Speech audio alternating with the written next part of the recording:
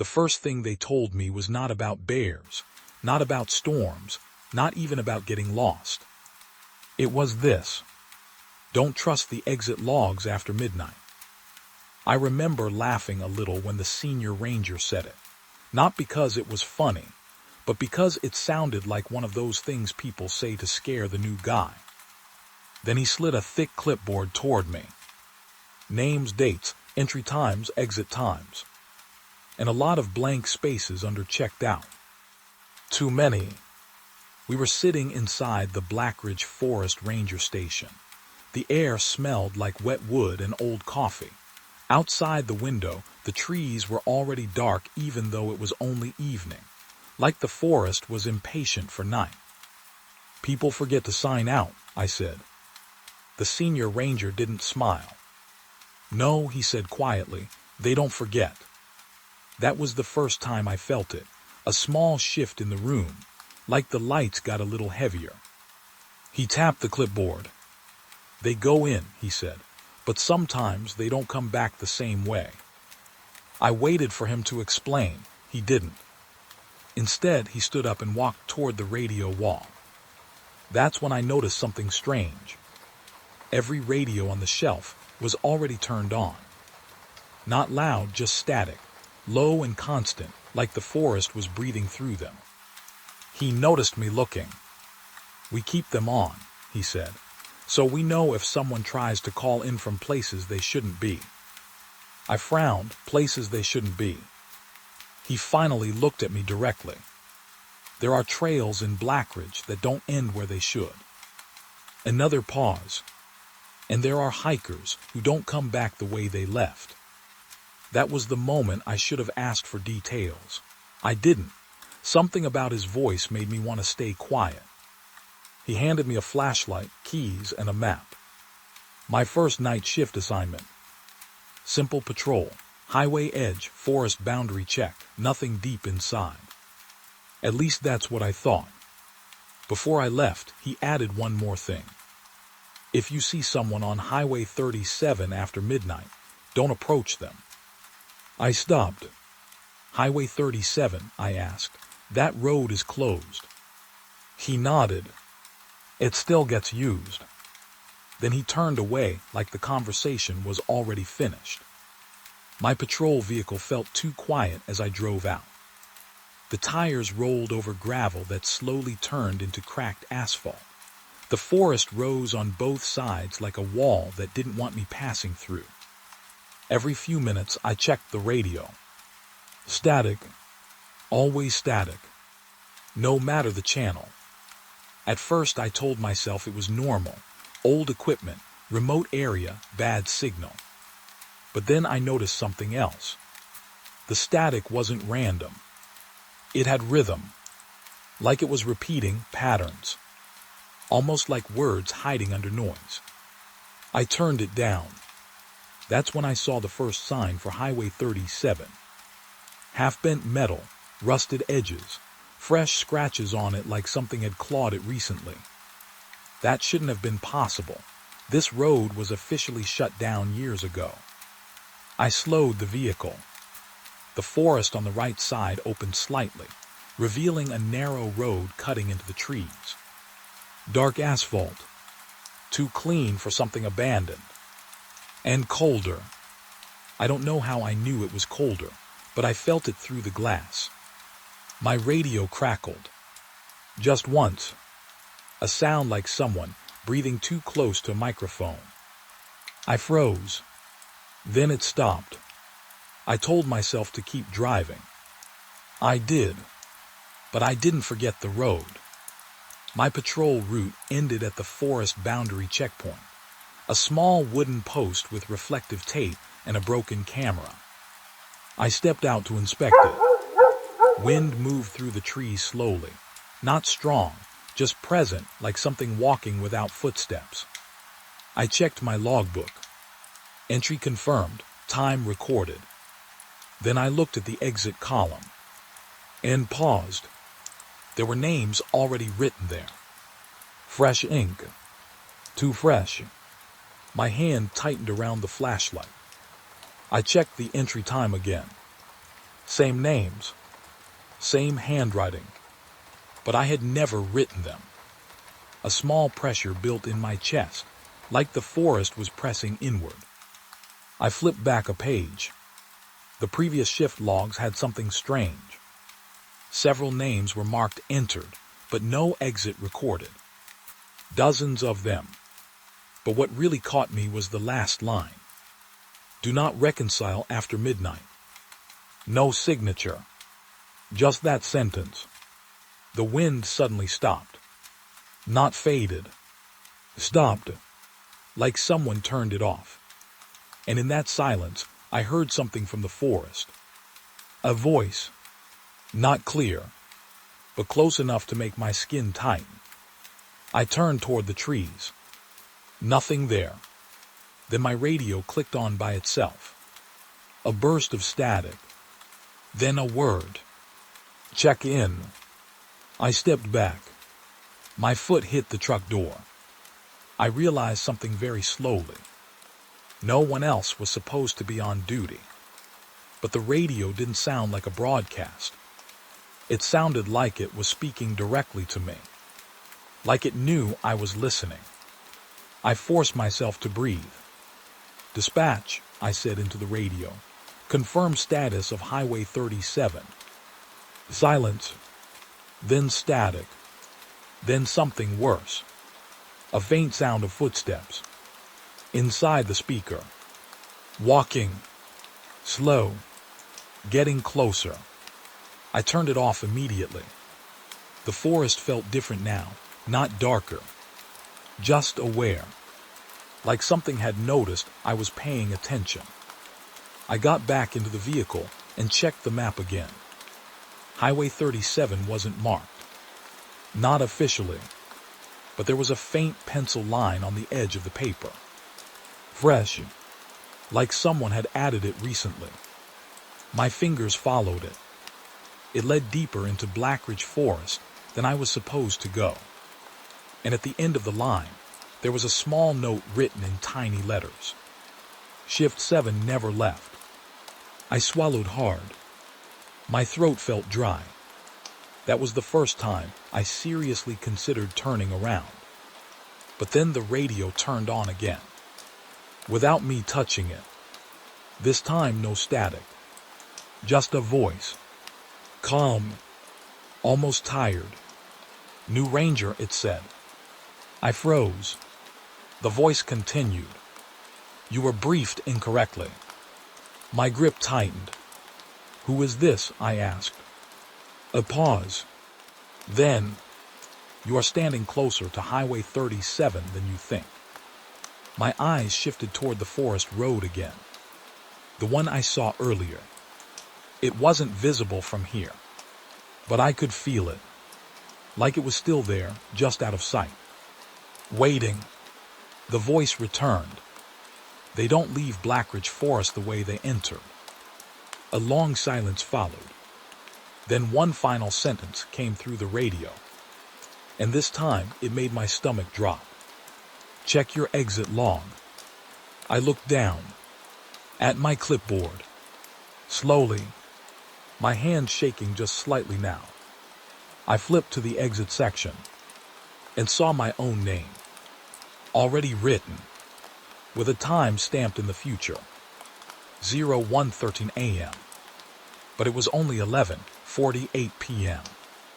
The ink was still wet. The GPS ping didn't stop when the hiker disappeared. That was the first thing that didn't make sense. Because people go missing in forests all the time. Radios fail, signals drop, devices die. But this one kept moving. Slowly, deeper into Blackridge Forest. Even after the ranger post confirmed the hiker was gone. I was still sitting in my patrol vehicle when dispatch came through. Static first, then her voice sharp and uneasy. Unit 7, confirmed status on missing hiker near Trail 9. I looked at the clipboard again. My name was still there on the exit log, stamped with a time that hadn't happened yet. I didn't answer right away, because outside my window, the forest felt different. Not darker, not louder, just closer, like it had leaned in. Unit 7, respond, dispatch said again. I finally picked up the radio. This is Unit 7, I said. My voice didn't sound steady. Repeat missing report. A pause. Then paper shuffling on the other end. Male hiker. Entered Trail 9 at 1842. No exit recorded. GPS still active. Device shows movement northbound. I turned my head slowly toward the map. Trail 9 was marked in red ink. Closed. Officially shut down after a landslide 2 years ago. But the GPS coordinate blinking on my screen, it wasn't on the main trail. It was deeper. Far deeper. Almost like the forest had extended the path itself. Send coordinates, I said. A beep. Then the location appeared on my tablet. And my stomach tightened. Because I had been there earlier. Near the boundary checkpoint. That same stretch of trees. But the GPS marker wasn't near the road anymore. It was moving. Still moving. Slow, steady steps. Like someone walking without stopping. I zoomed in. The icon wasn't a dot. It was a triangle, which meant live tracking with direction. But there was something worse. The triangle wasn't pointing forward. It was rotating. Slowly. Like the person inside it was turning in circles while walking. I exhaled slowly. Dispatch, I said. GPS shows erratic movement. Could be device error. There was a pause. Too long. Then her voice dropped slightly. It's not the only one. That made my hand freeze. What do you mean, not the only one? Paper again, fast flipping. 2 more hikers reported missing in the last 3 hours. Same trail system, same behavior, all GPS active. 3 dots appeared on my screen. All moving. All deeper into the forest. All not stopping. I felt something cold settle in my chest. Because missing people don't move like that. Missing people don't keep walking. Unless something is walking them. I pushed that thought away immediately. Any visual confirmation? I asked. No, she said. Search team hasn't entered yet. A beat. Then she added something quieter. But the signals are getting stronger, not weaker. That didn't make sense. Signals always weaken in dense forest. Not strengthen. I looked out at the trees again. They were still. Too still. Even the wind felt like it was waiting. I started the engine. The sound broke the silence like a crack in glass.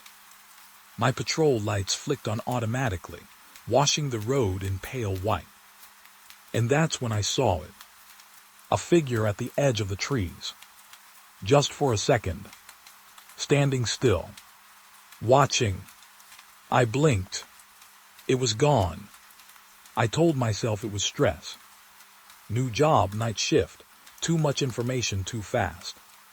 But the GPS beeped again. A new update. The missing hiker had stopped moving. I leaned forward. Waiting. Sometimes people stop because they drop the device. Or they rest. Or they lose signal. But this felt different. Because the second I saw the pause on the screen, the radio clicked. And a voice came through. Not dispatch. Not search team. Something else. A man's voice. Low. Breathing hard. Hello. I froze. The voice came again. I think I'm still walking. I looked at the GPS. The dot was stationary, but the direction arrow was still spinning.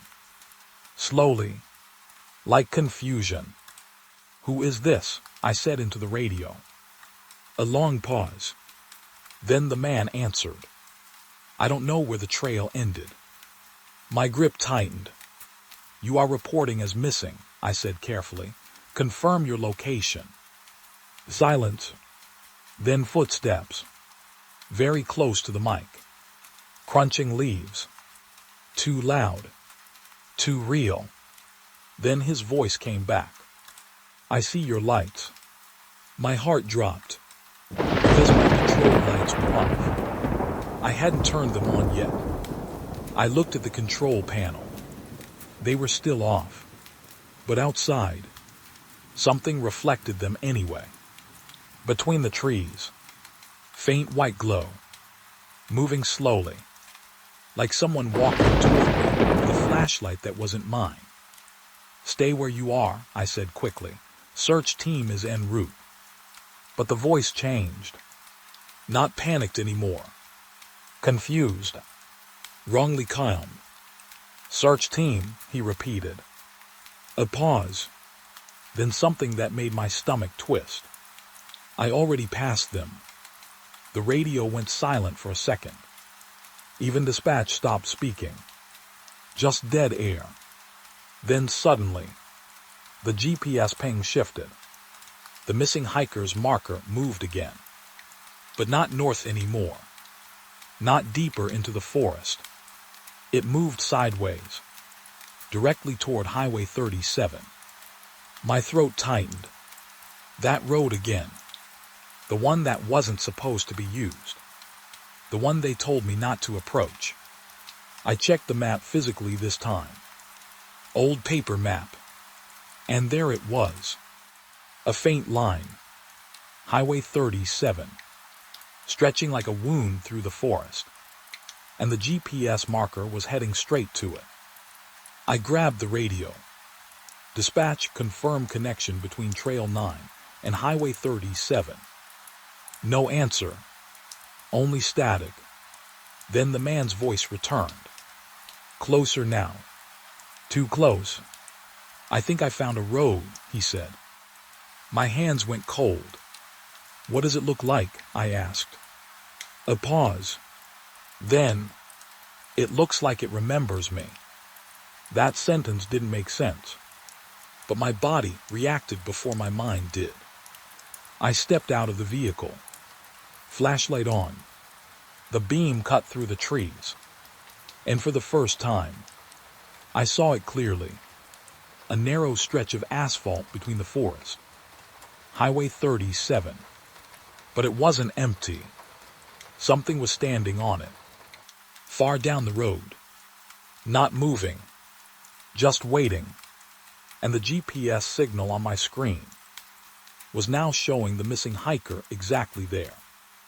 Right at the edge of that road. My radio cracked again. The man spoke one last time. I'm here. A pause. Then quieter. But I think I've been here before. The GPS dot stopped moving completely. For a second, everything felt normal again. Too normal. Then the system refreshed. And the name attached to the signal changed. It was no longer unknown hiker. It now read, Unregistered Unit Shift 7.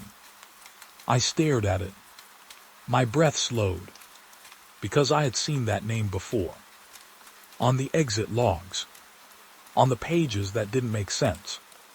And somewhere deep in the forest, something answered through the radio again. Not the hiker. Not dispatch. Something older. Something tired. And it said only one thing. Welcome back to Highway 37. The first thing I saw was the footprints. Not just one set. Dozens. Stamped into the wet ground like someone had been packing for hours, but going nowhere. Forward. Then back. Then forward again. But the strangest part wasn't the movement. It was the direction. Because every single footprint on that trail was facing both ways. I stopped walking before I even realized it. My flashlight beam hovered over the ground, shaking slightly in my hand. Search team boots, my boots, another pair I didn't recognize. All overlapping. All wrong. Tell me I'm seeing this right, one of the search officers muttered behind me. His voice sounded tight, controlled but barely. I didn't answer, because I was staring at something that didn't make sense in any normal world. The footprints were not just revering. They were rewriting. Like someone had walked forward, stopped mid-step, then turned their feet inside the same prints and walked back through them. Impossible. But it was there. Fresh mud, deep pressure, still wet. Meaning it had happened recently. Very recently. My radio crackled. Unit 7, report visual. I looked up slowly. Trees everywhere. Still forest. No movement. But the footprints led deeper into the trees, like a broken line trying to escape itself. We've got tracks, I said. My voice didn't sound like mine. Multiple sets, all inconsistent direction. A pause on the radio. Then dispatch responded. Confirm if any match missing hiker profile. I swallowed, then stepped closer. That's when I noticed something else. The prints weren't just revering direction. They were overlapping in a pattern. Like someone had walked the same path, over and over, until the ground couldn't hold a single direction anymore. And in the center of it all, one set of footprints stood out. Larger, heavier, different depth, not human normal weight distribution. Those prints didn't just walk. They pressed, like something was carrying weight that didn't belong on 2 feet. I crouched slowly. My glove touched the edge of one print. Still warm. That made my stomach tighten instantly, because nothing in this forest should still be warm. The search officer stepped beside me. Animals? He asked quietly. I shook my head before I even thought about it. No animal walks like this. He didn't argue. He just stared at the trail like it was staring back. Then the footprints changed again. Right in front of us. I saw it happen. The trail ahead shifted. Not physically moving, but the direction of the prints flipped. All at once, like someone had just turned around and erased the decision of where they were going. I took a step back. What the hell? The officer whispered. My radio suddenly burst into static. Not noise, not interference, but rhythm. The same pattern I had heard before. Like breathing. Slow, controlled, and then a voice inside it. Not dispatch, not the hiker from before. Something lower, strained. I can't tell which way is out anymore. I froze, because I recognized that voice. It was the missing hiker, or what was left of him. Where are you? I asked quickly. My flashlight swept across the forest. Nothing moved, but the footprints started again. Right in front of us. Walking, without anyone visible. The officer grabbed my arm. Tell me you see that too. I did, because the prints were moving forward. But now, they were coming toward us. Not away. I stepped back instinctively. The ground under the prints pressed deeper, like weight was increasing with every step. My radio crackled again. I'm trying to come back, the voice said. Then a pause. Longer this time.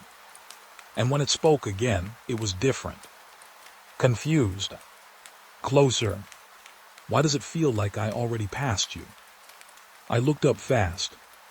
The forest line ahead was still empty. But the footprints stopped suddenly. All of them. Like someone had frozen mid-step. A silence fell over everything. Even the wind stopped. The officer whispered, "Where did they go?" I didn't answer, because I saw something worse. Behind us. New footprints. Fresh. leading back the way we came. But those weren't there before. I turned slowly. My flashlight beam followed the trail. And the footprints behind us were walking away from us, meaning whatever made them had just turned around. The officer stepped closer to me now. Too close. Maybe they doubled back, he said. But his voice didn't sound convinced. Neither did mine. No, I said quietly, look at the depth. We both looked. And that's when the second detail hit us. The footprints behind us were deeper than before, as if whatever was walking away was getting heavier. Not lighter, heavier with distance. My stomach tightened. That shouldn't be possible. Weight doesn't increase when you walk away, unless something is being added, or something is being remembered. My radio suddenly clicked again. But this time, the voice was not calling for help. It was calmer, too calm, almost like it had accepted something. I found the road again, it said. My eyes narrowed. Highway 37, I asked. A pause. Then the voice replied. It found me first. The search officer stepped back. What road? He asked. I didn't answer him, because I was looking at the footprints again. And they were no longer random. They were forming a shape, a line, a path, not through the forest, but through memory. Every step looked like it was correcting itself, like the forest was forcing direction onto something that refused to stay lost. Then suddenly, all footprints stopped. Again, absolute silence. Then one final set appeared, right in front of us, fresh, deep, facing us, standing still. My flashlight followed them slowly. The prints didn't move, but the radio did. A soft click. Then the voice returned. Not panicked anymore. Not confused. Just certain. I'm here. I swallowed hard. Where exactly? I asked. A pause. Then the answer came. And it wasn't a location. It was a realization. On both sides of the trail. My breath stopped. The officer whispered, that doesn't make sense. But I already knew what I was seeing. Because the footprints in front of us were now pointing in two directions at once. Forward and backward. At the same time. Like the person standing there was not deciding where to go, but stuck between both choices forever. Then slowly, something stepped into view. Not fully visible. Not fully absent either. Just pressure in the air where a body should be. And the footprints deepened. Right in front of us. The forest didn't move, but the direction of reality did. And in the radio static, the voice said one last thing before cutting out completely. I think I'm still walking Highway 37, even when I stop. The line went dead, but the footprints didn't. They kept shifting, rewriting, as if waiting for us to choose which direction to believe in next. He was standing at the edge of the road when we found him. Dusk light behind him, forest in front of him, and between both, something that didn't feel right. He didn't move when we called out, didn't wave, didn't even blink properly. Just stood there like he was waiting for a decision he didn't want to make. My flashlight hit him first. Then my eyes followed. Same jacket as the missing report. Same boots. Same torn backpack strap hanging loose on his shoulder. But something inside me tightened instantly. Because I had seen missing people before. They don't come back like this. They come back screaming, or broken, or not at all. Not standing still like they forgot how to exist. The search officer beside me whispered, "That's him." But his voice didn't sound relieved. It sounded unsure. Like recognition wasn't enough anymore. I stepped forward slowly, 1 foot at a time, trying not to startle him. "Hey," I called out gently, "can you hear me?" No answer. Not even a reaction. Just that same empty stare toward the forest behind us. Like he was still listening to something we couldn't hear. The wind moved once, then stopped again. And in that silence, I noticed something strange. His shadow wasn't forming properly. It was there, but slightly delayed. Like it didn't fully agree with where his body was standing. I stopped walking immediately. The officer noticed too. "What the hell?" he muttered under his breath. I raised my flashlight slightly. "Sir," I said again, firmer this time, "if you can hear me, take a step forward." Still nothing. But now I saw it. His chest moved. Very slowly. He was breathing. But not like a normal person. Like someone remembering how breathing works. I took another step closer. And that's when his head finally moved. Not toward me. Not toward the officer. Toward the forest. Like something back there had just called his attention again. My radio crackled. Static first. Then a broken voice. "Do not bring him past the boundary." I froze. Because that wasn't dispatch. And it wasn't anyone on our channel list. The officer looked at me. "Did you hear that?" I nodded slowly. The man ahead of us didn't react at all. Like the warning didn't matter to him.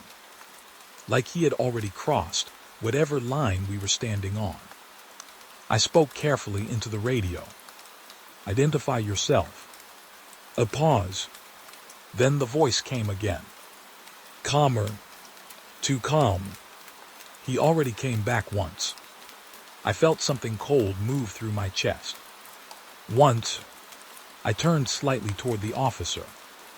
He looked just as confused as I felt. "That's impossible," I whispered.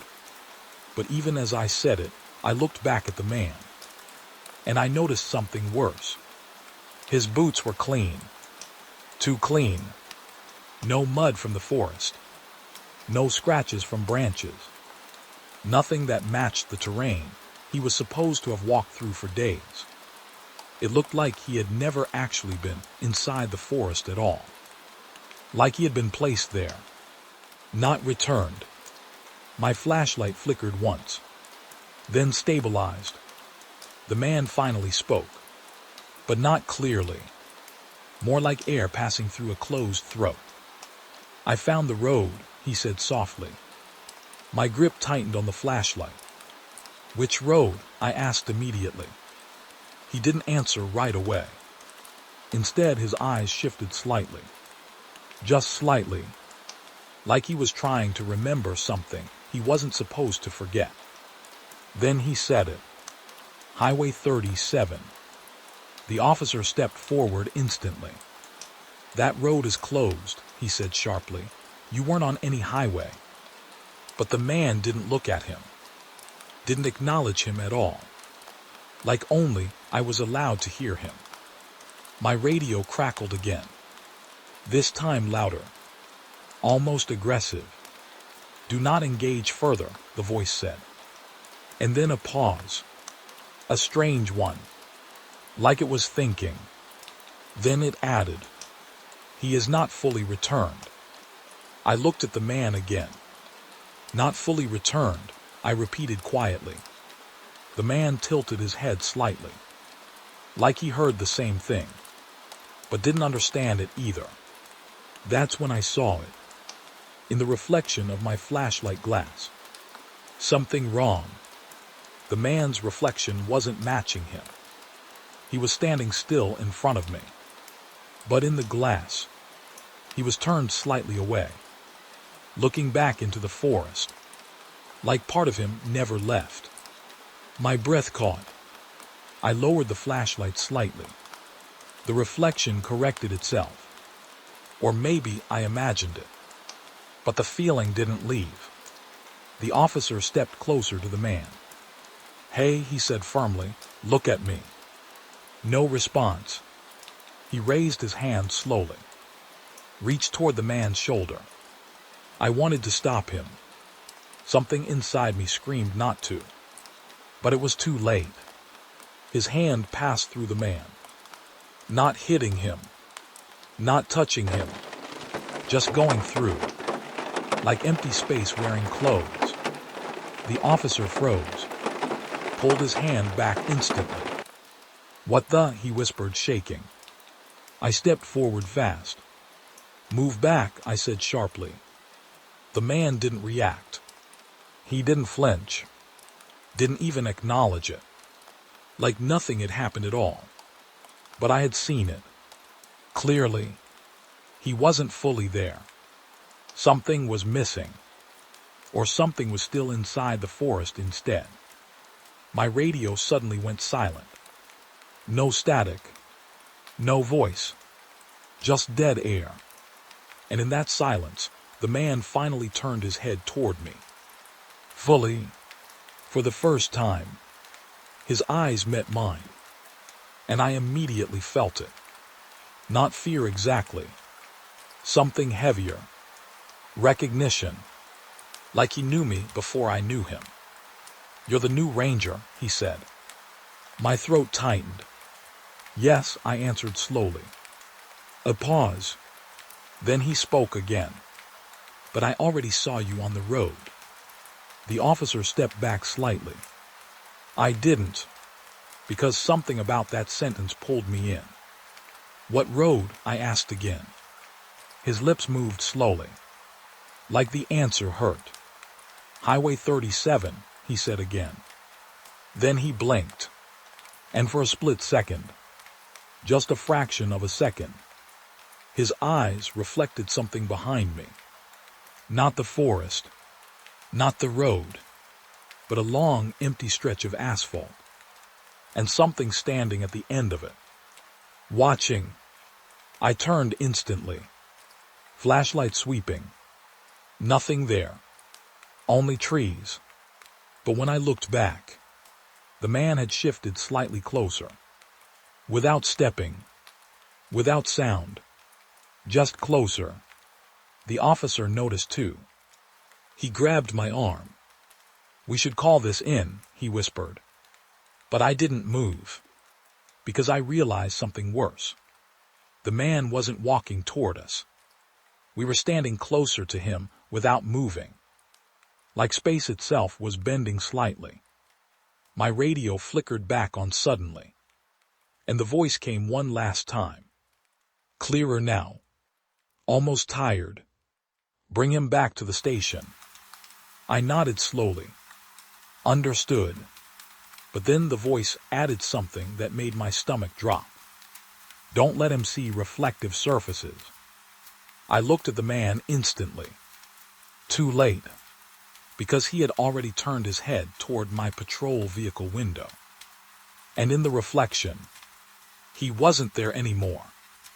Only the forest, and something standing behind it, waiting where he should have been.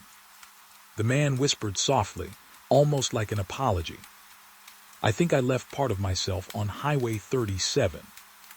And for the first time, I believed him. The register didn't make sense. That was the first thought in my head before anything else. Not fear, not confusion, just that quiet, sinking realization that something on paper was refusing to match reality. I was sitting in the ranger station again. Same desk, same flickering light above me, same smell of wet wood and old coffee. But nothing about the night felt normal anymore. The man from Highway 37 sat across from me. Silent, still, not restrained, not tied, just sitting like he had always been part of the room. And that alone made my skin tighten, because I kept looking away and then looking back, just to make sure he was still there. He never moved. Not even his breathing felt fully real. The officer stood near the door, watching him like he didn't trust space itself anymore. I opened the official register. The big one. Black cover. Stamped pages. Every entry from Blackridge Forest patrols. Every hiker. Every ranger shift. Every missing report. My fingers moved slowly as I flipped through it. One page. Then another. Then another. Until I reached today's records. And I stopped. Because his name wasn't there. Not in arrivals. Not in departures.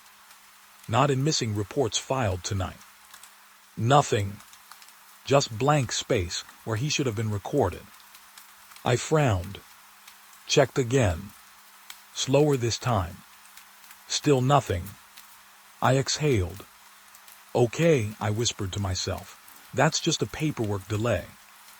But even as I said it, my voice didn't believe it. I reached for the missing persons file. The physical folder. Thick, old, slightly damp at the edges like everything in this forest eventually absorbed moisture from the air. I opened it, and my stomach tightened immediately. There it was. Case File 44, Blackridge Forest. Subject unknown male hiker. Status missing. My eyes narrowed, because I had just seen him. I had just brought him in. But the file didn't agree with me. It showed something worse. Date of disappearance, 2 weeks ago. Location Trail 9. GPS last active, Highway 37 vicinity. My fingers froze on the paper. 2 weeks ago. That didn't line up with anything. Not the search logs. Not the GPS ping I saw earlier. Not the footprints.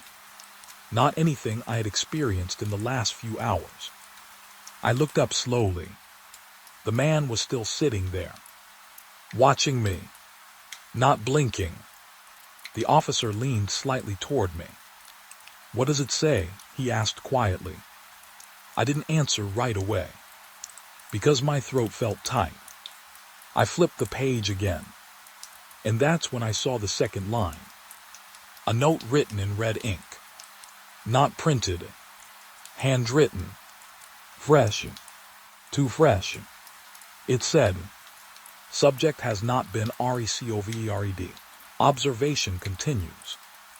I felt something cold crawl up my spine. Slow. Careful. Like the forest itself was reading over my shoulder. I looked at the man again. He tilted his head slightly, like he knew I had found something I wasn't supposed to see. My radio suddenly crackled, but this time it wasn't static. It was something worse. A recorded tone, like an automated system speaking from somewhere deeper in the station. Head count verification in progress. I froze. The officer looked up sharply. "What is that?" I didn't answer, because I knew that tone. It wasn't normal dispatch. It was internal. Station-level protocol. Used only when something was wrong with field personnel. But there were no other rangers inside right now. Just us. And him. The man from Highway 37 shifted slightly in his chair. Just a small movement, but it changed the air in the room. The radio continued. "Please confirm all active personnel." A pause, then a soft beep. The system started reading names. One by one. Unit 1, present. Unit 2, present. Unit 3, missing. I felt my chest tighten. The officer stepped closer to the radio. "That's not right," he said quickly. "We accounted for Unit 3 yesterday." The system continued anyway. Unit 4, present. Unit 5, missing. My eyes widened slightly. because this wasn't matching any official roster I knew. It kept going, mechanical, uncaring, like it was reading a list that existed somewhere else.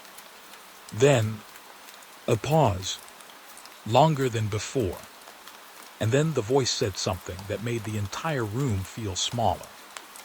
Unit 7. I didn't move. My hand tightened around the edge of the desk. The radio repeated. Unit 7, status unclear. The officer turned toward me instantly. Is that you? He whispered. I didn't answer, because I wasn't sure anymore. The radio clicked again, then added, Unit 7 is currently marked as ON Highway 37. Silence. Absolute silence. Even the lights above us seemed to dim slightly. I looked at the man. Slowly. He was watching the radio now. Not me. Not the officer. The radio. Like he was waiting for something to finish speaking. The system continued. Missing persons list update required. A new sound. Paper printing. Somewhere in the station. Even though no printer was active. The officer backed up slightly. That's impossible, he said. We don't have any system running that feed. But I already knew. Something was rewriting the register. From somewhere else. A drawer beside me slid open by itself. Slowly, like something inside wanted to be seen. I reached for it carefully. Inside was another sheet. Fresh paper. Wet ink.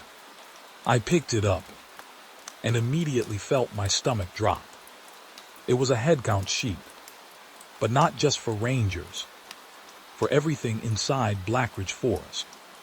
And at the bottom of the list, my name was there. Unit 7 status, missing, awaiting return. I felt my breath stop for a second. The officer leaned in. What does it say? He asked again. I didn't answer, because I saw something else. The man from Highway 37 was also on the list, right below me. But his entry was different. It didn't say missing. It said RETURNED, not VERIFIED. My hand started shaking slightly. I looked up. Slowly, the man met my eyes. And for the first time, he spoke without hesitation. I told you, he said quietly. My throat tightened. What did you tell me? I asked. He blinked slowly, like the answer hurt. I didn't come back the way I left. A long pause. Then he added something worse. And I don't think I ever left at all. The radio clicked again. The automated voice returned. Headcount discrepancy detected. The officer stepped back toward the door. We should shut this down, he said quickly. This whole system is corrupted. But I couldn't move, because I noticed something on the register again. A change. Slow. Subtle. The ink under his name was spreading. Not drying. Spreading, like it was rewriting itself in real time. His status shifted, line by line, until it stopped on one final word. Missing. I felt my chest tighten instantly. No, I whispered. The officer turned sharply. What? I pointed at the page. But when he looked, his expression changed. Confusion. Then fear. Who are you talking about? He asked. My blood ran cold, because he wasn't looking at the same entry I was. I looked back down, and saw it. The name had changed. It wasn't his anymore. It was mine. The radio gave one final confirmation tone. Soft. Final. Headcount complete. Then silence. And in that silence, the man from Highway 37 stood up slowly. for the first time since I brought him in. He looked directly at me. Not past me. Not through me. At me. And he said something I will never forget. "You checked me in," he said quietly. A pause. Then, "Now you check yourself out." The station lights flickered once. And outside the window, the forest looked closer than before, like it had been waiting for the final name on the list to be confirmed. The map didn't match the ground. That was the first thing I noticed. Not a small error. Not a missing line. A full trail that appeared on the map, but didn't exist in our official records. I held the paper closer to the flashlight, thinking maybe it was just a print glitch. But it was. The path was clear. A thin gray line cutting deep into Blackridge Forest. Labeled only as Trail 17. No entry logs. No maintenance records. No closure notice. Nothing. Just there. And that was the problem. Because I had walked this forest for years.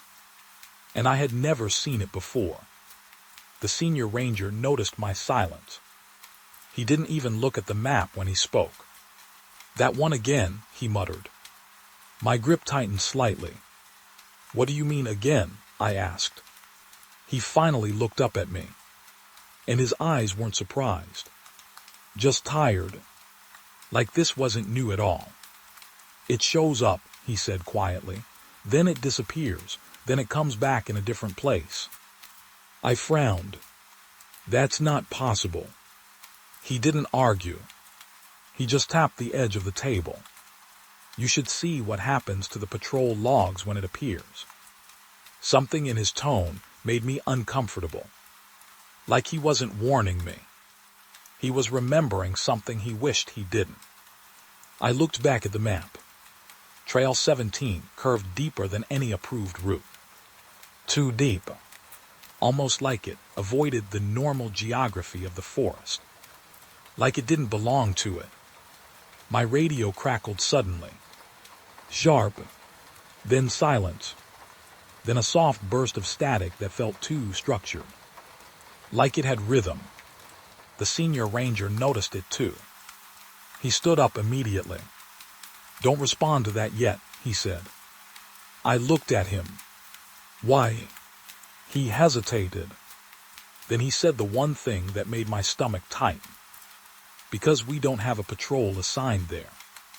I froze. He stepped closer to the radio wall. All the units were quiet. No active calls. No distress signals. But the static continued. Still rhythmic. Still unnatural. I picked up the map again. And noticed something new. Trail 17 wasn't just drawn. It looked overwritten. Like someone had traced over an older path. Multiple times. Layers of ink stacked on top of each other. Almost like the trail had been moved. Relocated. I pointed at it. "This wasn't here last month," I said. The senior ranger nodded slowly. "That's what I mean." A pause. Then he added something quieter. "It only appears when someone goes missing nearby." My throat tightened slightly. "Someone." He didn't answer. Instead, he walked over to the radio console and lowered the volume of the static. For a second, the room felt normal again. But only for a second. Because the silence that followed felt worse. Like the forest was listening instead. I checked the patrol logbook anyway. Old habit. Pages flipped under my fingers. Entry after entry. Normal reports. Normal incidents. Until I reached the recent section. And stopped. There were entries I didn't recognize. Same handwriting. Same format. But I had never written them. Patrol Unit 4, report. Trail 17 visual confirmation. Patrol Unit 6, report. Trail 17 boundary shift observed. My eyes narrowed. What is this? I asked. The senior ranger didn't look at the book. He already knew what it said. Those entries appear after it shows up, he said. I looked up slowly. After what shows up? He didn't answer immediately. Instead, he pointed at the map again. And this time, his finger didn't stop at the trail. It went deeper, past it, into the blank forest space beyond. That trail doesn't stay in one place, he said. It moves. A chill crawled up my spine. Trails don't move, I said. He finally met my eyes. This one does. The radio crackled again. But this time, it wasn't static. It sounded like footsteps. Slow, dragging slightly, coming closer. I looked at the console instantly. Do we have anyone out there? I asked quickly. He shook his head. No active patrols. The footsteps continued. Closer now. Very real. Too real for radio interference. Then a voice came through. Low. Uncertain. Dispatch, I think we found something. I froze. Because that voice didn't belong to any active unit. It sounded unfamiliar. You are not assigned to that sector, I said into the radio. A pause. Then the voice replied. I'm not sure where we are anymore. My grip tightened on the mic. State your location. Silence. Then the sound of wind through trees. And something worse. Breathing. Heavy. Close to the mic. Then, we followed the path. My eyes flicked to the senior ranger instantly. He looked pale now, like he already knew where this was going. What path? I asked carefully. A pause. Then the voice said it. Trail 17. The room went quiet. Even the radio static stopped for a second. Like the forest itself had paused to listen.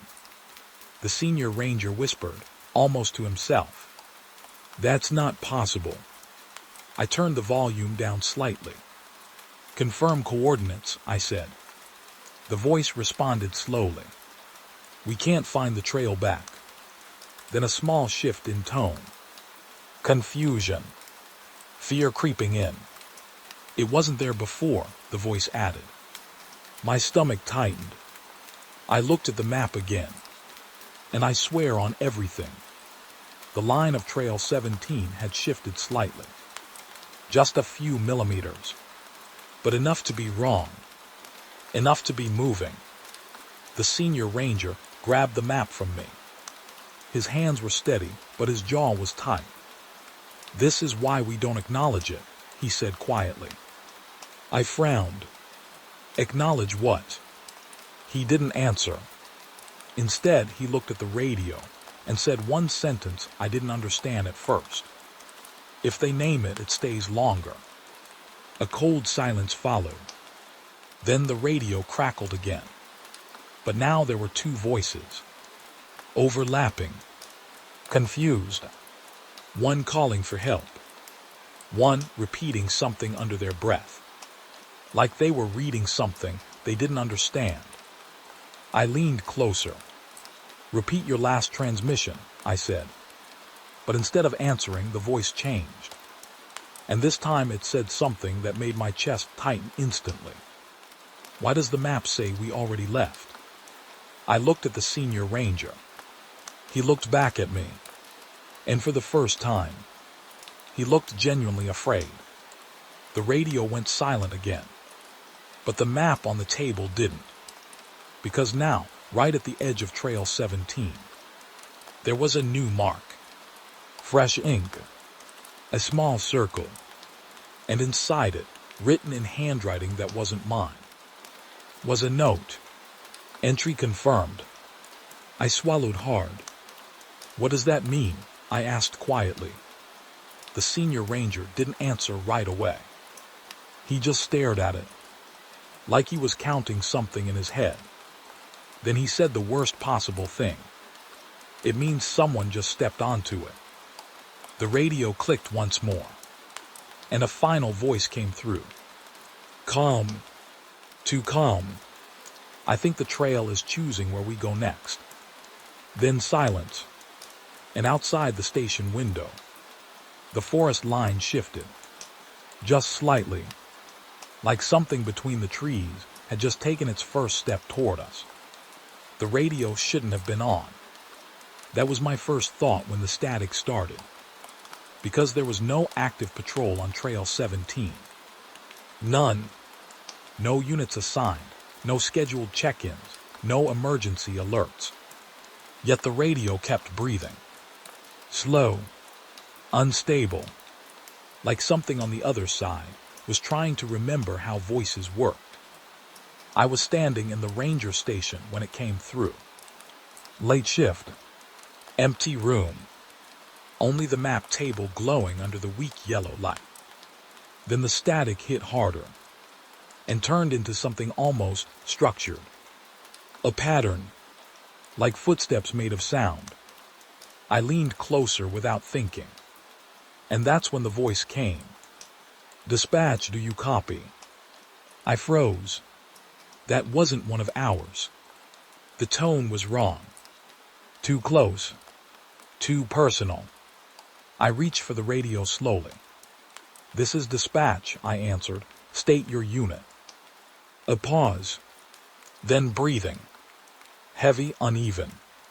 I think we're near mile marker 9, the voice said. My stomach tightened instantly. Mile marker 9 was deep past the boundary line, near the older section of Blackridge Forest, a place we barely patrol anymore. Confirm your unit designation, I said again. Another pause. Then something worse. Confusion. We didn't get a designation, the voice replied. I looked at the logbook on the table. Blank. No entries for Trail 17 tonight. No dispatch record. Nothing. The senior ranger stepped into the room behind me. He had heard it too. His face went tight the moment the words, mile marker 9, came through. He didn't speak, just stared at the radio like it had said something forbidden. I lowered my voice. How many people are with you? I asked. A long silence followed.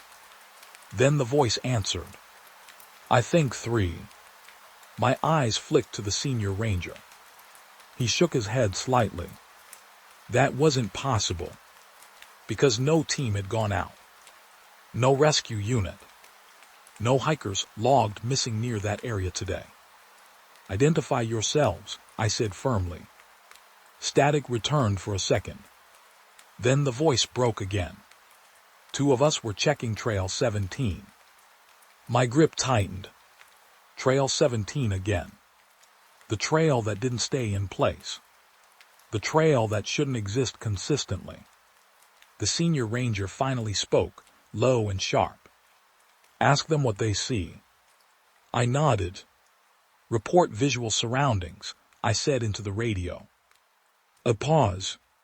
Then the voice came back softer. We see trees, but they don't line up right. Something cold moved through my chest. I looked at the map instinctively. The pencil line of Trail 17 looked slightly different again. Not much, but enough to feel wrong. Like it was breathing under the paper. The voice continued. And there's a road, it added. I froze. What road? I asked quickly. A pause. Longer this time. Then, it's not on the map. The senior ranger stepped closer. His hand slowly reached toward the radio dial. But I stopped him. Not yet. Something in the voice felt too fragile to interrupt. Describe it, I said. The answer came slower now. Uncertain. Black asphalt, it said, but it's too straight, like it doesn't curve with the forest. My throat tightened. That didn't sound like any trail junction. That sounded like Highway 37. But I didn't say it. Not yet. The voice suddenly shifted tone. Slightly louder. Urgent. One of us is walking toward it, it said. My heart dropped slightly. Stop them, I said quickly. Stay together. A pause. Then the voice answered. We tried. Silence. Then something worse. A second voice joined in. Not overlapping. Not distorted. Separate. Clear. I'm already on it. The senior ranger stepped back instantly. That's not the same voice, he whispered. I nodded slowly. I knew, because now there were 2 people on the line. Maybe 3, but none of them were fully in the same place anymore. Repeat last statement, I said carefully. The second voice responded. I think I found the marker. Mile marker 9, I asked. No, it said. A pause. Then, it says 37. The room went cold. I looked at the senior ranger instantly. He didn't move. Didn't blink. Just stared at the radio like it had finally said the name he was afraid of. I lowered my voice. Confirm visibility of surroundings, I said. The first voice returned again. Quieter. I can't see the forest anymore, it said. My stomach tightened. What do you see? A pause. Then, just road. Static flickered. Then continued. And something standing far down it. The senior ranger finally spoke. No one should be on Highway 37, he said quietly. I nodded once, then turned back to the radio. Do not proceed further, I ordered.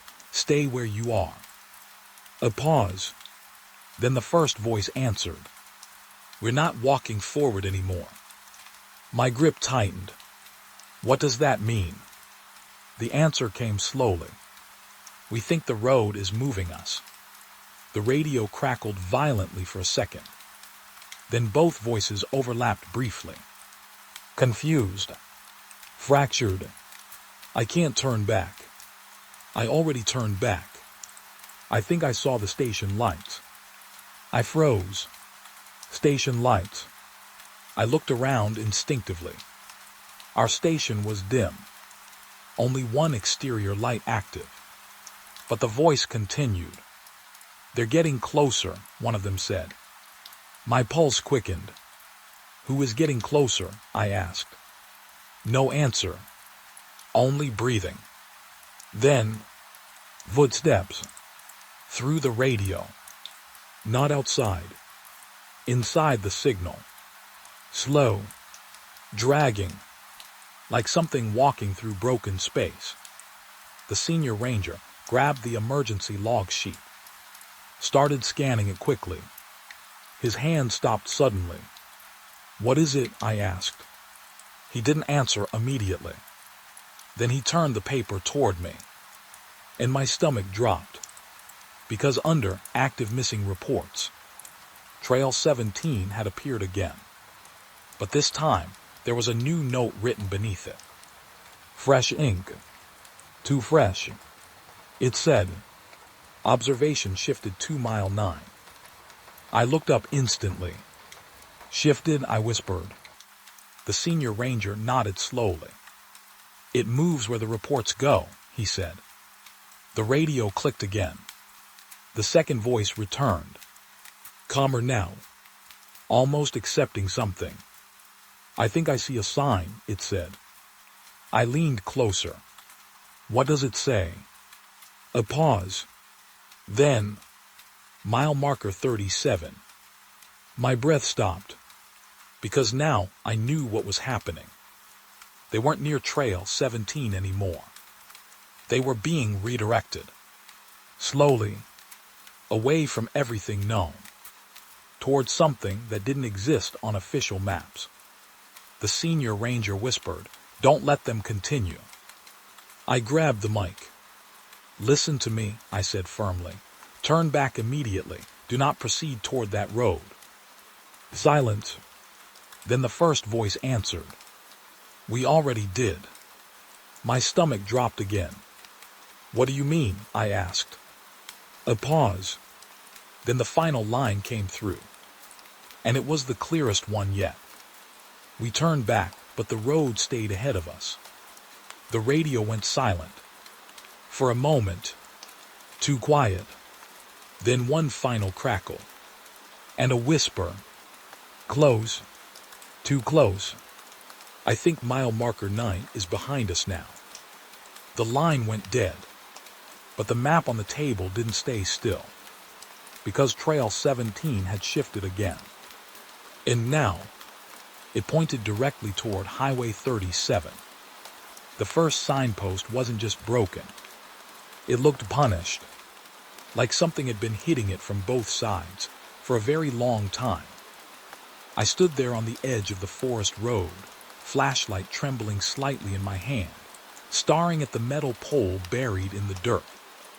Trail 17 was written on it, but the arrow underneath was barely readable.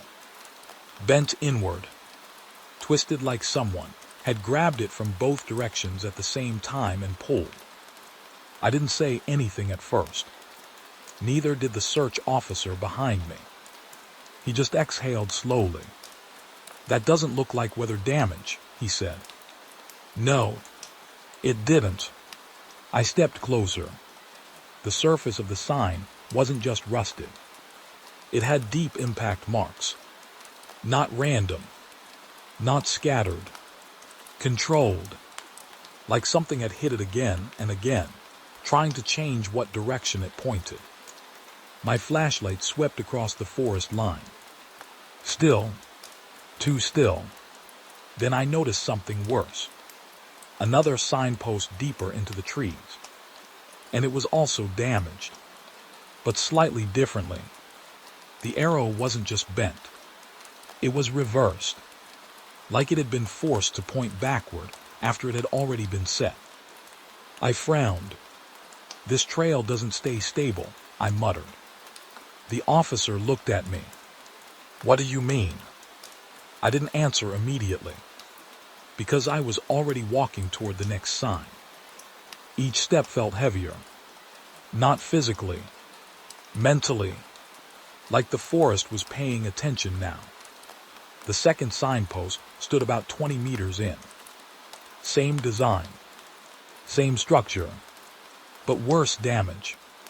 The metal was cracked down the middle, not split cleanly, pressed, like something had applied pressure from both directions until it gave up. I ran my fingers near the surface. Cold, strangely cold for something exposed outside. The officer spoke behind me again. There are no maintenance reports for this trail, he said. I nodded slowly. I know, but my voice didn't sound certain anymore, because the third signpost was visible now. And it wasn't just damaged. It was leaning, as if it had been pushed, and then pulled back and then pushed again. Repeatedly, in opposite directions, like the forest itself couldn't decide where Trail 17 should point. I walked closer, and stopped, because this one had something new. Scratches, deep grooves carved into the metal. Not random, not animal. They looked like fingerprints, huge ones, dragging across the sign from both sides. The officer stepped closer. Something big did this, he said quietly. I shook my head slightly. It's not about size. He looked at me. What do you mean? I pointed at the scratches. They're coming from opposite directions. A pause. Then I added something I didn't fully understand yet. At the same time, the wind shifted slightly, just enough to make the forest feel like it had inhaled, then exhaled slowly, and the radio on my belt crackled. I froze instantly. The officer looked at it too. Neither of us moved. Then the voice came through. Broken. Unstable. This is Patrol Unit 6. A pause. Heavy breathing. We're still following Train 17. My grip tightened. Unit 6 wasn't assigned. There were no active patrols. But the voice continued. And the signs, they're wrong. I looked at the broken signpost in front of me. Something inside my chest tightened slightly. Explain, I said into the radio. A long pause followed. Then the voice returned. We passed the same sign 3 times. I felt a cold drop in my stomach. That didn't make sense. Unless the trail wasn't linear. Unless they weren't moving forward. The officer leaned closer to me. Who was that? He whispered. I didn't answer, because the radio voice suddenly changed tone. Confused. Almost scared now. It keeps pointing us both ways, it said. My eyes slowly moved to the sign in front of me. And for a moment, just a moment, I thought I saw it shift slightly. The arrow, not physically moving, but changing direction in my perception. I blinked hard. It stayed still, but the feeling didn't leave. The voice continued. One of the signs is broken inward, the other is broken outward, but we're standing in the middle of both. My throat tightened. What does that mean? I asked. Silence. Then the answer came slower, like the speaker didn't want to understand it. It means the trail is facing us from both ends. The officer stepped back slightly. That's not possible, he said. But his voice wasn't confident anymore. I looked down the forest line, and that's when I saw it. Another signpost. But this one was new. It wasn't there a second ago. I swear it was. It stood deeper in the trees. Perfectly upright. Too perfect. No damage. No rust. No scratches. Just clean metal. And the arrow pointed directly toward us. I felt my stomach tighten instantly. That wasn't there before, I whispered. The officer shook his head. No, I didn't see that either. The radio crackled again. But this time the voice was different. Quieter. Closer. Like it was standing right beside the mic. We found the intact sign, it said. My breath stopped. Where are you? I asked quickly. A pause. Then, behind it. I felt my chest tighten instantly. Behind what? I asked. No answer. Just breathing. Slow. Controlled. Then, footsteps. Not from the forest. From the radio. Getting closer. The officer grabbed my arm slightly. We should pull them out, he said urgently. But I couldn't move, because the intact signpost ahead had changed again. The arrow was no longer pointing at us. It was pointing slightly sideways, toward the damaged signs, like it was correcting itself, like it was learning. The radio suddenly filled with overlapping voices. Multiple. Confused. All speaking at once. We can't find the end. It loops back. It's facing us. The sign turned around. I stepped forward instinctively. Unit 6, report location, I said firmly. One voice broke through the chaos. Calmer than the rest. Too calm. We're standing where the sign used to be pointing, it said. I frowned. And now, a pause. Then, it's pointing back at us.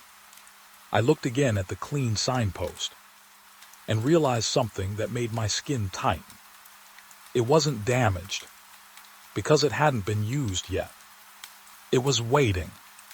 The officer whispered behind me. Why does it feel like it's looking at us? I didn't answer, because I felt it too. Like the entire trail wasn't a path at all. It was an instruction, and we were the ones being directed. The radio suddenly cut all other voices, leaving only one. Unit 6. Soft. Clear. Final. We think the trail is choosing who moves next. Then silence. No static. No signal. Just empty air. The forest didn't feel like a place anymore. It felt like a decision. And in the center of it all, the broken signposts were slowly turning their arrows toward us. They were supposed to check in every 15 minutes. That was the rule. Simple, clear, non-negotiable. But Search Team 1 went silent at minute 8. No beacon. No radio pulse. No emergency ping. Just gone. I remember staring at the tracking screen, waiting for it to refresh. Waiting for something to change. But the dots didn't move. They didn't flicker. They just stayed in place near the edge of Trail 17. Right where the broken signposts had been. The officer beside me leaned over the console. Maybe it's a signal drop, he said. But his voice didn't sound convinced anymore. Because we both knew the truth. Search teams don't just drop off the grid like that. Not all at once. Not perfectly. Not like something had pressed pause on them. I grabbed the radio immediately. Search Team 1 respond, I said. Static answered. At first it sounded normal. Familiar. But then it changed. It gained rhythm. Like breathing. Slow, controlled, almost human. Then a voice came through. Not the team leader. Not dispatch. Someone else. I think we found the path again. My grip tightened instantly. Confirm identity, I said quickly. A pause. Then footsteps. Crunching leaves. Too close to the mic. Then the voice came back. It looks different now. I looked at the officer. He looked at me. Neither of us spoke. Because we both heard it. That wasn't confusion. That was fear. Describe surroundings, I said into the radio. Silence. Then a soft shift in tone. Like someone turning their head slowly. The signs are all facing us now, the voice said. My stomach tightened instantly. I glanced at the map on the table. Trail 17 was still there. But something was wrong. The pencil line looked darker. Thicker. Like it had been redrawn over and over again. The officer stepped closer. Ask them where they are, he whispered. I nodded slowly. Search Team 1, report location, I said. A pause. Then the voice returned. We're at the same place, it said. My brows furrowed. What does that mean? I asked. Another pause. Longer this time. Then, we keep arriving where we already are. A chill ran through me. That didn't make sense. But the voice didn't sound confused anymore. It sounded trapped. The radio crackled again. And suddenly, there were more voices. Overlapping. Panicked. We already passed this tree. This is the third sign. It's pointing back at us. I straightened instantly. Maintain formation, I ordered. Do not split. But the voices didn't respond to me. They weren't listening anymore. Something else had their attention. A long silence followed. Then the team leader's voice broke through again. But slower now. Weaker. We tried turning back, he said. My grip tightened on the radio. And I asked. A pause. Then the answer came. But the trail didn't change. I felt something cold settle in my chest. The officer behind me muttered, "That's not possible." But I didn't respond, because the tracking screen flickered suddenly. One of the dots moved, just slightly, then stopped again, then moved again. Not forward, not backward, sideways, like it was unsure which direction existed. I leaned closer. "Search Team 1, confirm movement," I said. Static returned. Then the leader again. "We're walking," he said.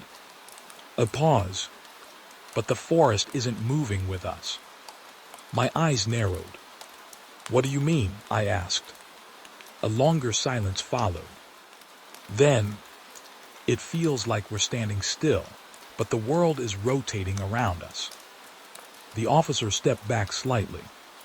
"That doesn't make sense," he whispered again. But I wasn't listening to him anymore, because I noticed something worse on the screen. A second dot. Search Team 1 had 5 members, but now there were 6 signals. 6, all in the same place. "Do you have an extra member with you?" I asked quickly. No answer. Just breathing. Heavy. Close. Then one voice spoke. Confused. "No," it said, "we only have 5. My stomach tightened. "Then what is the 6th signal?" I asked. Silence. Then the leader spoke again. But this time his voice was different. Lower. Almost uncertain. "I think it's walking with us," he said. The officer grabbed my arm slightly. "This is getting out of control," he said. But I couldn't look away from the screen, because now the 6 dots had started to merge. Slowly, like something was pulling them together. Not collapsing, not disappearing, joining. The radio suddenly crackled violently, and all voices overlapped at once. "We can see it. It's between us. It doesn't walk like we do. It's not leaving footprints." I stood up instantly. "Search Team 1, describe the entity," I said firmly. Silence. Then one final voice. "Calm. Too calm. Like acceptance. It looks like the road is remembering us," it said. My breath caught. "What does that mean?" I asked. But the answer didn't come immediately. Instead, I heard something else. Wind. But wrong. Like wind moving through metal instead of trees. Then footsteps again. But now inside the radio. Inside the signal.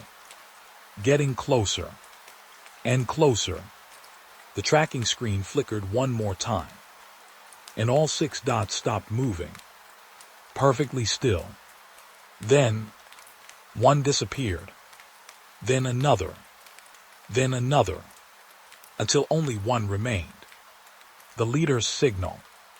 I leaned forward. "Search Team 1, respond immediately," I said. No answer. Just silence. Then finally, a whisper, barely audible. "I think we're still walking," he said. My throat tightened. "Where are the others?" I asked quickly. A long pause. Then the answer came. "They're still here," he said. Another pause. "But I don't think they're with me anymore." The officer whispered behind me, "What does that mean?" But I didn't answer, because I saw something on the screen that made my stomach drop. The single remaining dot wasn't stationary.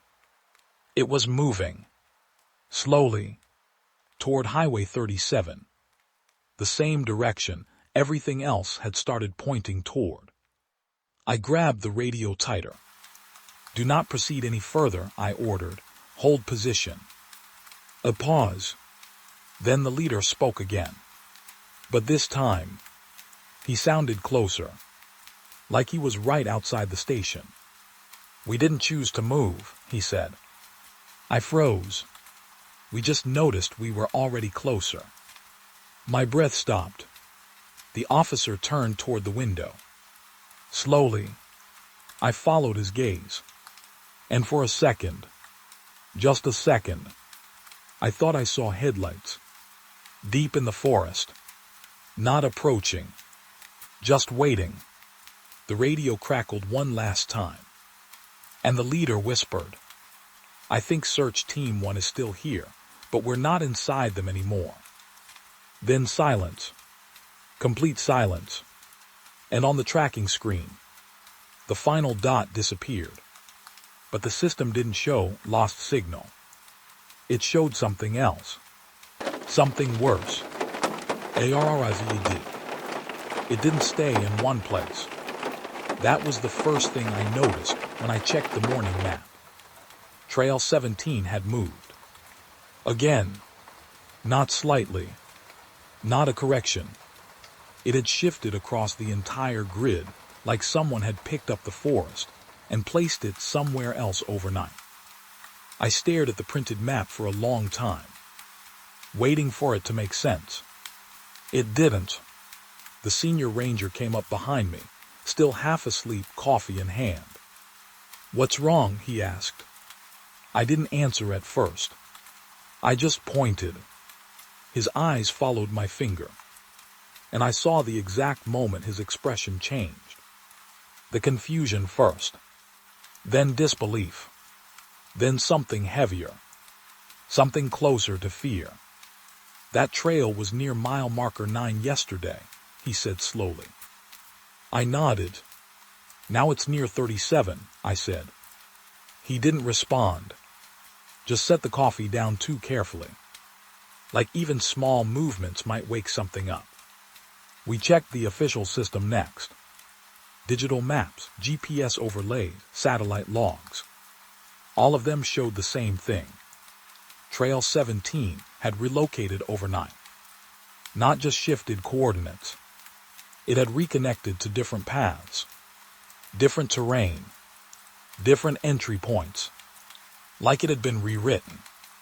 The officer from last night was still on duty. He leaned over the screen. "This isn't mapping error," he said. "No," I agreed quietly. "This is placement." The word felt wrong as soon as I said it. Like the forest didn't like being described that way. The radio on the table crackled softly. I froze.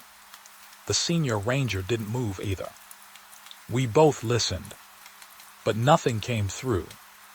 Just empty static. Then silence again. Too clean. Too controlled. I reached for the incident log. The entries from yesterday were still there. Search Team 1. Unit 6. The missing hikers. All marked in different zones. But now, those zones didn't match the map anymore.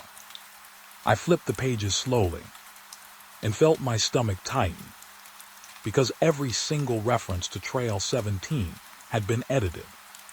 Not erased. Not deleted. Moved. Like someone had physically dragged the ink across the page. The officer whispered, "How is that even possible?" I didn't answer, because I was thinking about something worse.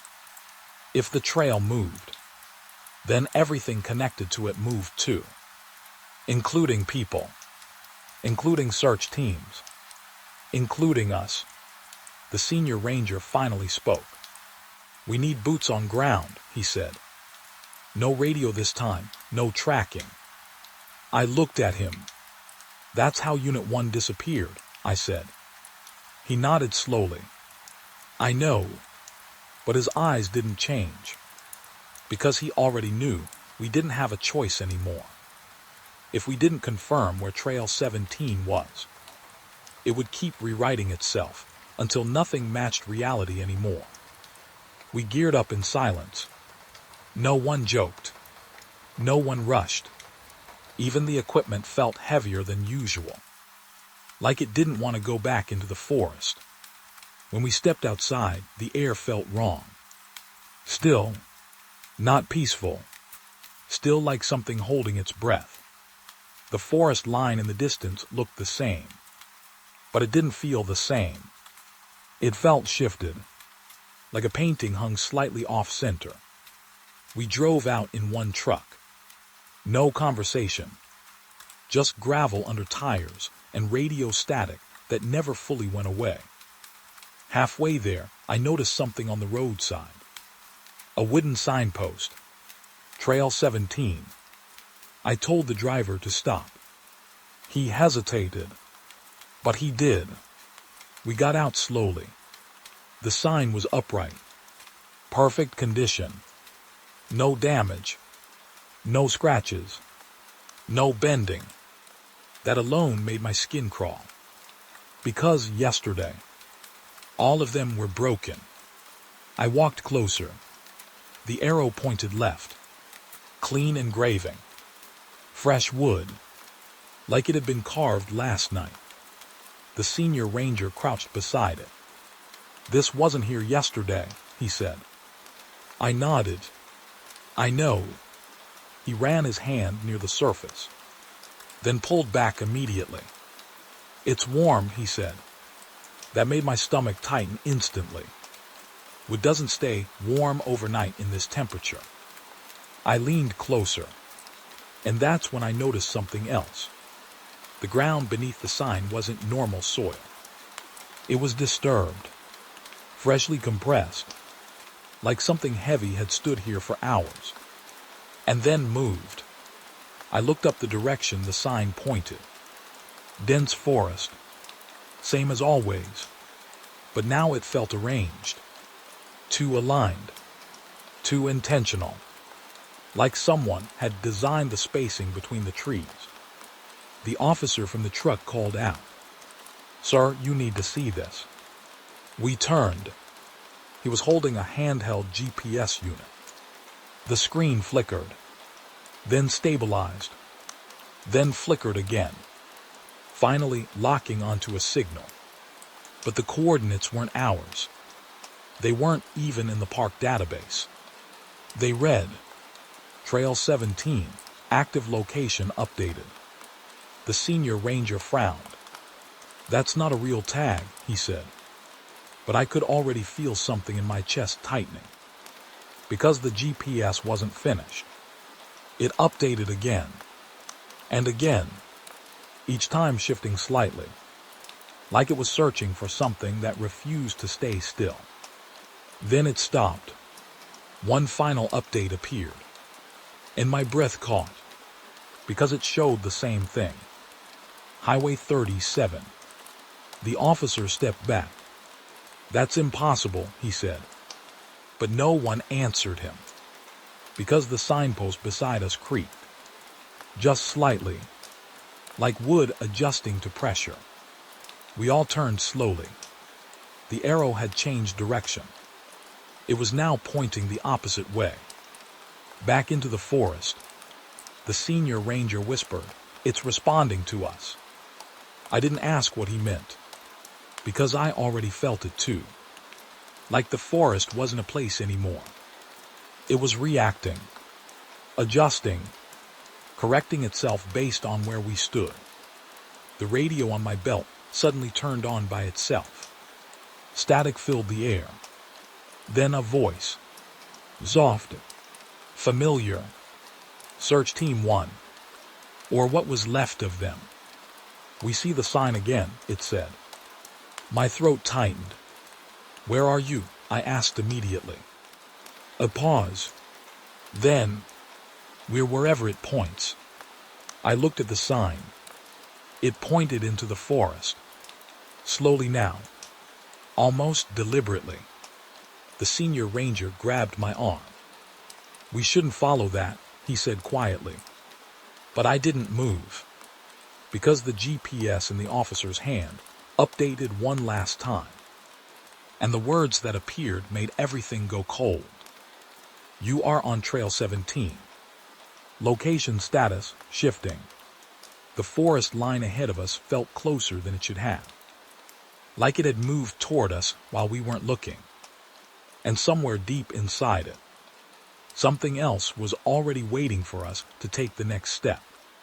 The map didn't just show it. It insisted on it. A cabin deep inside Blackridge Forest that should not exist anymore. I remember staring at the screen, zooming in again and again, waiting for it to correct itself. It didn't. The outline stayed there. Small, square, perfectly placed between two ridges that were supposed to be empty land. No structures, no access routes, no service history. Nothing. But the label was clear. Ranger Station 4B. The senior ranger walked in behind me, saw my expression, and didn't even ask. He just leaned over my shoulder and went completely still.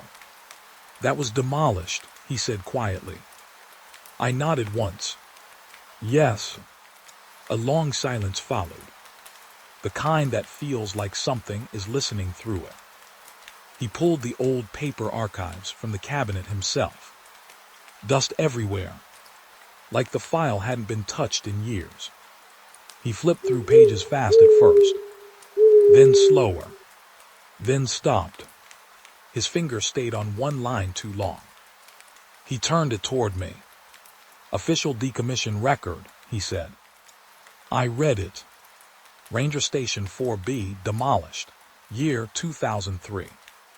Then I looked back at the digital map. Still there. Still active. Still glowing like it was alive. The officer beside us leaned in. So the system is wrong, he asked. But he didn't sound convinced. Because nothing about this felt like a system error. It felt intentional. Like something had decided to bring it back. The radio on the desk suddenly crackled. We all froze. No one touched it. Then a voice came through. Faint. Broken. This is Patrol Unit 3. We've reached the cabin. My stomach tightened instantly. I looked at the senior ranger. He shook his head slowly. No unit was sent out, he said. But the voice continued anyway. It's still standing. A pause. Then heavier breathing. Lights are on inside. The officer stepped closer to the radio. Identify your location, I said quickly. A long silence. Then, Ranger Station 4B. The words hit the room like a drop in temperature. The senior ranger took a step back. That's impossible, he whispered. I leaned forward. Confirm visual details, I said. Static filled the line. Then the voice returned. Lower now. Unsteady. There's smoke from the chimney. My eyes flicked to the map again. Zooming in. The cabin icon had changed slightly. Now there was a faint circle around it. Like a living point. Like something active. The officer swallowed. Smoke means heat, he said quietly. Someone's inside. But the senior ranger shook his head again. There hasn't been power there in 20 years. The radio cracked again. And this time a second voice joined. Closer. Shaking. We're at the door, it said. My breath caught. Do not enter, I said immediately. Repeat, do not enter. But there was no response. Only a slow creak. Wood shifting. Like a hand touching something it shouldn't. Then the first voice came back. Door is already open. A pause. Long. Heavy. Then, there's a logbook inside. My stomach tightened. Because I knew what was coming next. The senior ranger stepped closer to me. Ask them what's in it, he said quietly. I nodded. Search unit check the logbook, I said. Silence. Then pages turning.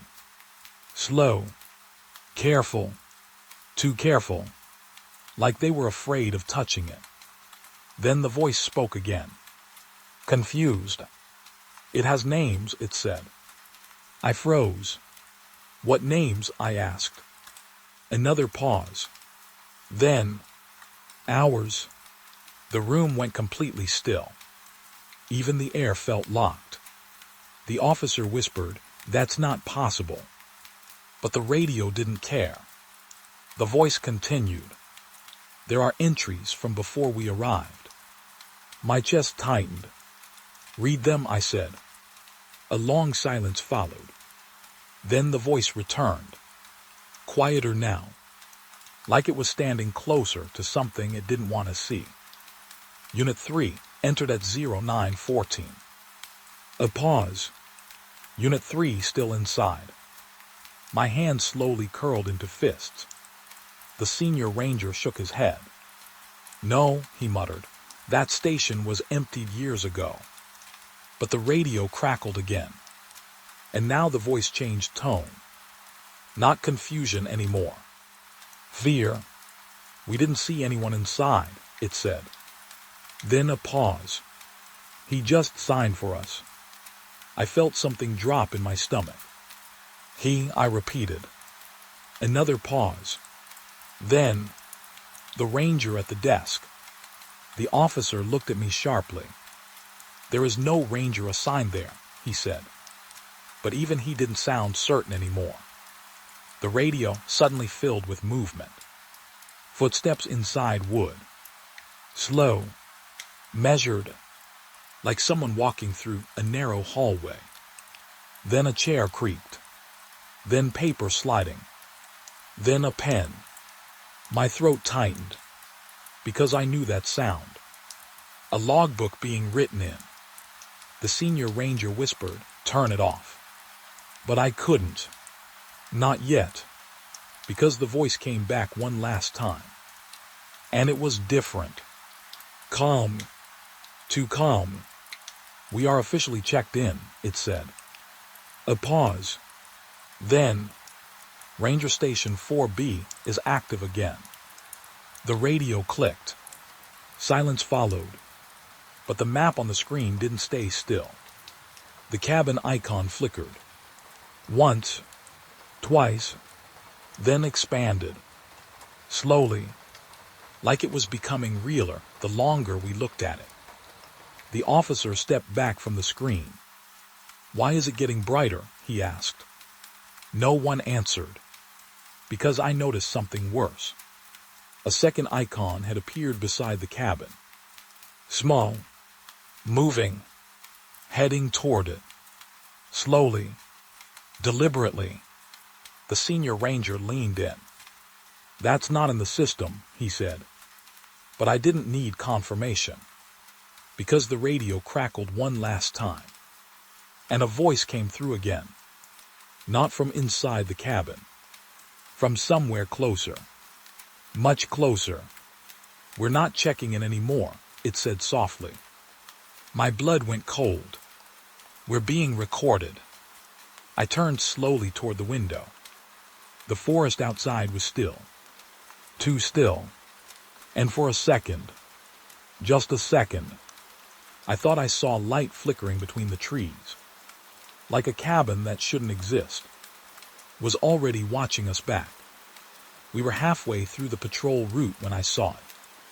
The glow, soft at first, almost impossible, then brighter, then steady, like something inside the forest had just opened its eyes.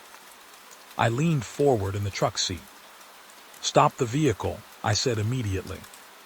The driver slowed down. The senior ranger looked at me. "What is it?" he asked. I didn't answer right away, because I could already see it clearly through the windshield. Ranger Station 4B. The cabin that shouldn't exist. And every single light inside it was on. Warm yellow glow spilling through the windows.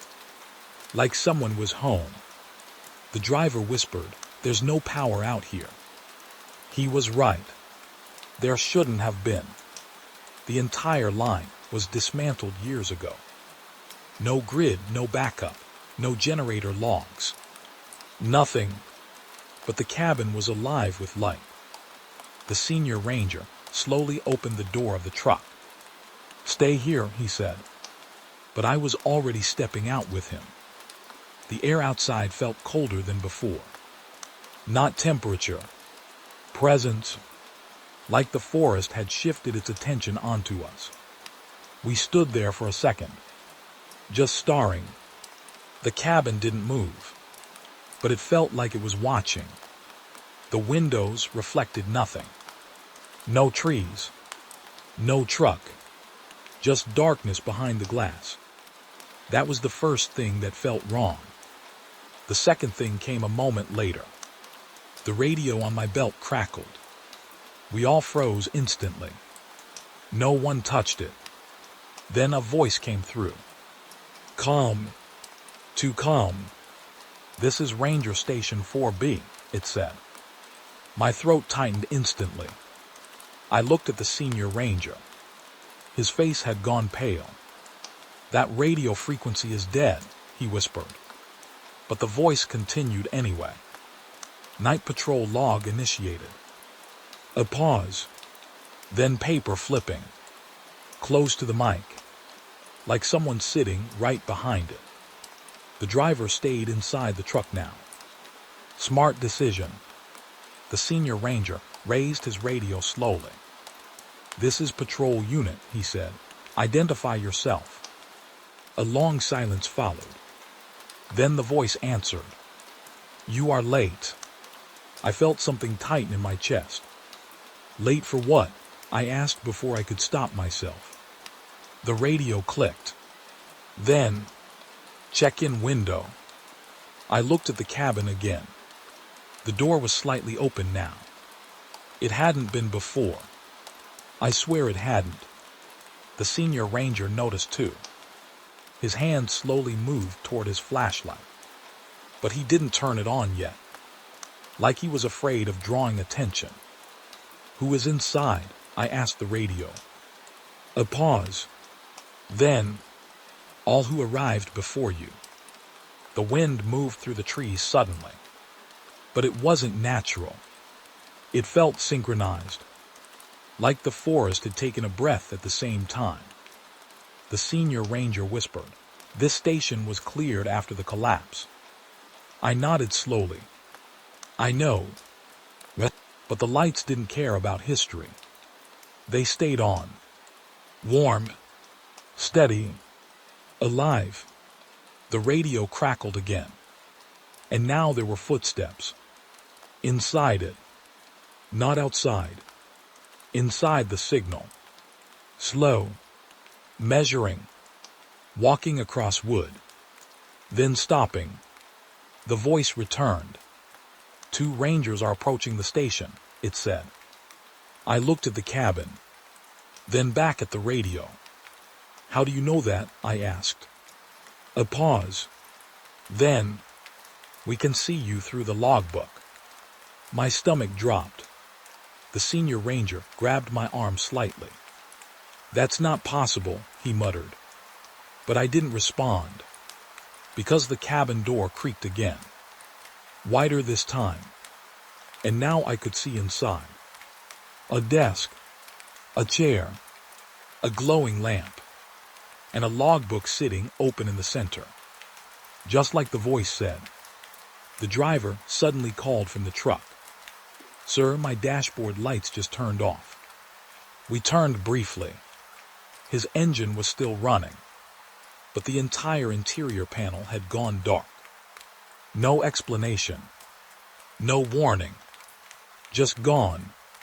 When I looked back at the cabin, the lights inside had changed. They were dimmer now. Like something had blinked. The radio crackled sharply. And the voice spoke again. "Please proceed to the entrance." The senior ranger shook his head. "No," he said quietly, "we don't go in." But my legs already felt heavier. Like the ground was slightly pulling me forward. The cabin wasn't far. Maybe 30 meters. But it felt longer than that. Much longer. Each step we took made the air thicker. More aware. The windows followed us. Not literally. But it felt like they did. The senior ranger stopped halfway. "Do you hear that?" he asked. I paused. At first nothing. Then, a faint scratching sound. like pen on paper, coming from inside the cabin. But we were still outside. I swallowed hard. "This is wrong," I said quietly. The radio responded immediately. "Yes," it said. One word. Simple. Final. Then a pause. Followed by, "But it is recorded." We reached the porch. The wooden steps didn't creak. That was worse than if they had. No sound at all. Like they were waiting to decide if we were allowed wait.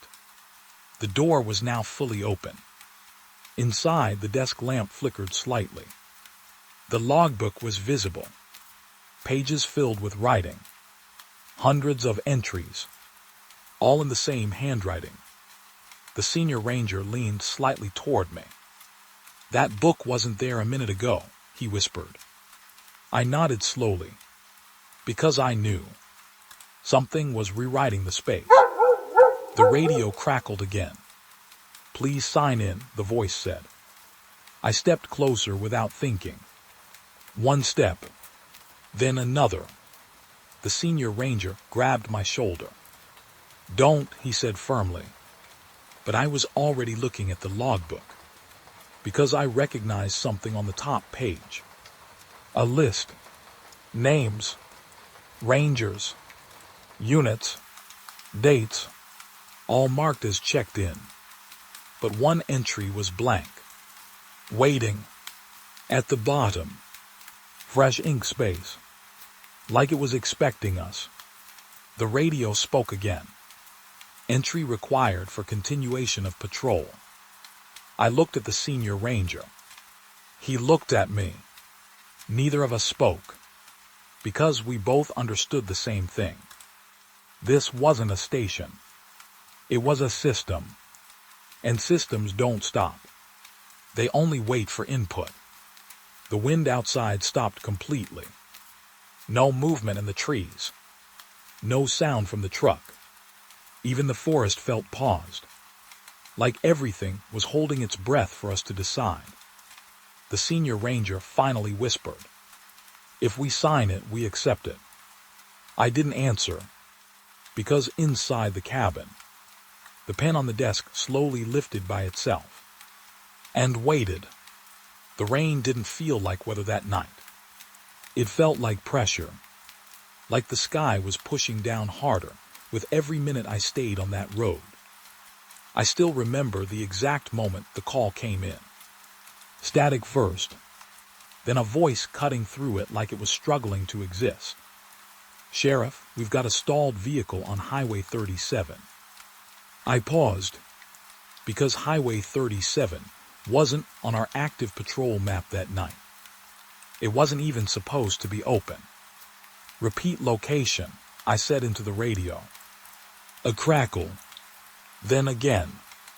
Highway 37, mile stretch past Blackridge turnoff. I looked at the dashboard screen. Nothing there. Just empty road grid. No marker, no alert zone, no file. But the dispatcher's voice didn't change. Like the system already accepted it as real. The rain hit the windshield harder. Wipers couldn't keep up. And something about that call made my chest tighten. Not fear. Not yet. Just wrongness. Like hearing your own name spoken by someone who shouldn't know it. I turned the cruiser anyway. Because in this job, you don't ignore calls. Even the ones that feel off. The road out of town got quieter the farther I went. Not less traffic. Less presence. Like the world was thinning out around me. By the time I hit the forest edge, there were no headlights behind me. No radio chatter. Just rain and engine noise. Then the static came back. But this time, it wasn't from the radio. It was outside. Faint at first. Then growing. Like the forest itself was trying to speak through interference. I slowed the cruiser. And that's when I saw it. A car. Parked dead center on the road. Hazards blinking slow. Too slow, almost like they were tired. I stopped behind it, grabbed my flashlight, stepped out. The rain hit me instantly. Cold, heavy, like it had weight. I walked toward the vehicle. No movement inside. Windows fogged up completely. But something about the shape felt wrong. Too still. Too perfect. Like it had been placed there instead of driven. I knocked on the driver's window. Once, twice, nothing. Then I shined the light inside. Empty. No driver. No passengers. Just keys still in ignition. Engine off. But the dashboard screen was glowing. I leaned closer, and my stomach tightened, because the GPS display wasn't off. It was active, and it showed something I didn't recognize. A straight line, labeled Highway 37, continuation active. I stepped back immediately. That wasn't a system route. That was impossible. The wind picked up suddenly, and with it I heard something else. A voice, not from my radio, not from the cruiser, from inside the rain itself. Did you arrive? I froze, slowly turned around. Nothing there, just headlights reflecting off wet asphalt. But the voice came again, closer this time. Sheriff, did you arrive? My hand went to my radio. This is Sheriff Unit on scene, I said slowly. Confirm identity. A pause, then static. Long, stretching. Then the dispatcher's voice came back, but it sounded uncertain. Unit confirmed stalled vehicle, she asked. I looked at the empty car, then back at my radio. There's no one inside, I said. Silence. Too long. Then, check again. I frowned. Already checked. A pause. Then something I didn't expect. The dispatcher whispered, according to logs, you're the one who reported it. My grip tightened. That's not correct, I said quickly. But even as I said it, something in my memory felt unstable. Like the call had come from both directions at once. The rain got heavier, and the empty car's headlights flickered. Once, twice, then turned off completely. That's when I noticed the road. It didn't curve the way it should have. It stretched too far in both directions, like it didn't agree with geography anymore. I stepped back toward my cruiser, but stopped halfway, because the radio cracked again. And this time, it wasn't dispatch. It was the same voice as before. From the rain, from the road, from everywhere at once. You are already on Highway 37. I turned sharply. Nothing behind me, but the empty car was gone. No tire tracks. No movement. Just absence. Like it had never been there.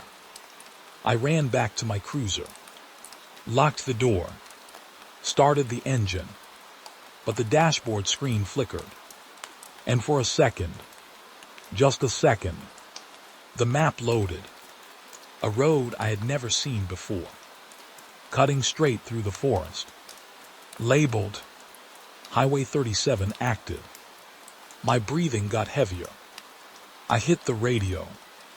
Dispatch, I need confirmation on Highway 37, I said fast. Static. Then, Sheriff, you're already responding to it. I shook my head.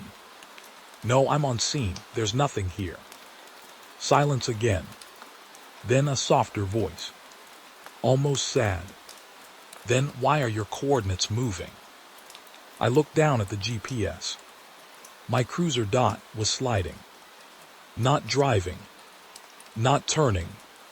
Just drifting forward on its own. Like the map had decided I was still in motion, even though I wasn't moving at all.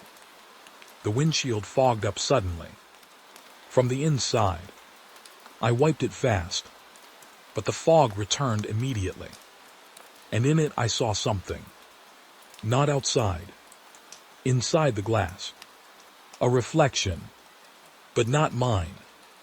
Someone sitting in the passenger seat. I turned instantly. Empty. Nothing there.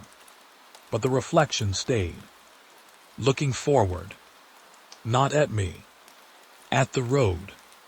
The radio cracked again, and the rain voice returned. Calmer now. Closer. Don't stop on Highway 37, it said.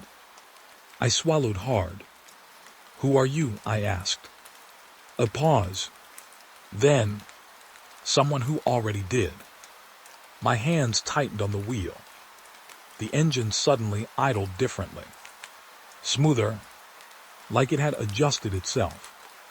Without permission, the dashboard lights dimmed slightly, then stabilized, and the GPS zoomed out.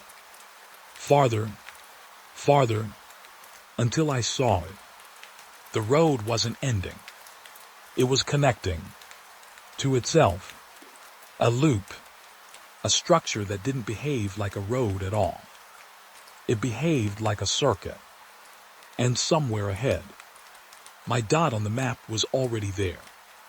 Waiting. The radio gave one last crackle, and the dispatcher's voice returned one final time. Barely audible. Sheriff, confirm your location. I looked at the road ahead. Rain falling endlessly. No beginning. No end. Just Highway 37 stretching into something it shouldn't be. And I realized something I still don't fully understand. I wasn't responding to the call anymore. I was inside it. And it wasn't finished with me yet. The first thing I noticed wasn't the book. It was the sound. Scratch, scratch, scratch. Like a pen moving across paper. Slow, careful. Alive.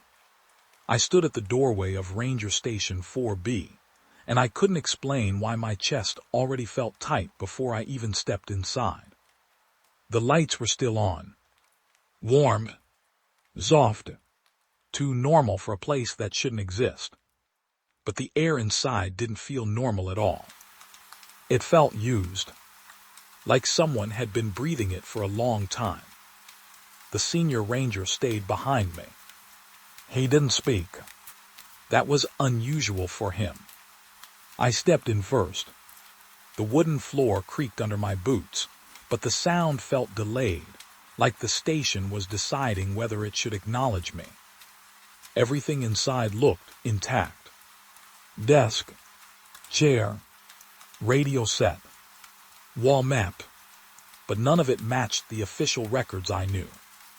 This place had been erased years ago. And yet here it was. Breathing. The scratching sound came again. Closer this time. From the desk, I slowly walked forward. Each step felt heavier than the last, like the floor was resisting me. The desk lamp flickered once, then stayed steady. And that's when I saw it. The logbook. Open. Right in the center of the desk. Its pages were filled with writing. Line after line. Neat. Clean. Perfect spacing. Too perfect. Like it had been trained. The senior ranger whispered behind me. That's not possible. I didn't answer, because I was already staring at the newest line. Fresh ink. Still slightly wet. And it had my name on it. My full name, written in my handwriting. I froze. My throat went dry instantly. No, I whispered without meaning to. The pen on the desk moved again. Just slightly. Then stopped. Waiting. Like it was listening for permission. The radio beside the book suddenly clicked on by itself. Static filled the room. Then a voice came through. Calm. Familiar. Too familiar. Log update initiated, it said. I felt my stomach drop. Because it sounded like me. Not imitation. Not distortion. Exactly me. The senior ranger stepped closer. Who is on that channel? He asked sharply. I didn't respond. I couldn't. My eyes were locked on the logbook. The previous entries weren't random. They were structured. Each one followed a pattern. Arrival time. Observation. Condition. Outcome. And every outcome ended the same way. Continued. Not ended. Continued. Like the report never finished. Like the story refused to close. The radio clicked again. And the voice continued. Entry in progress. The pen moved. Without anyone touching it. Across the page. Slow strokes. Deliberate. And I realized something that made my skin go cold. It wasn't just writing. It was copying. It was writing what I was thinking. Right now. The exact words forming in my mind. I stepped back instantly. What the hell is this? I muttered.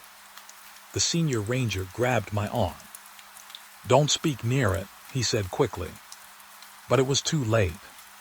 The pen stopped. Then continued again. Faster this time. The logbook turned slightly on its own.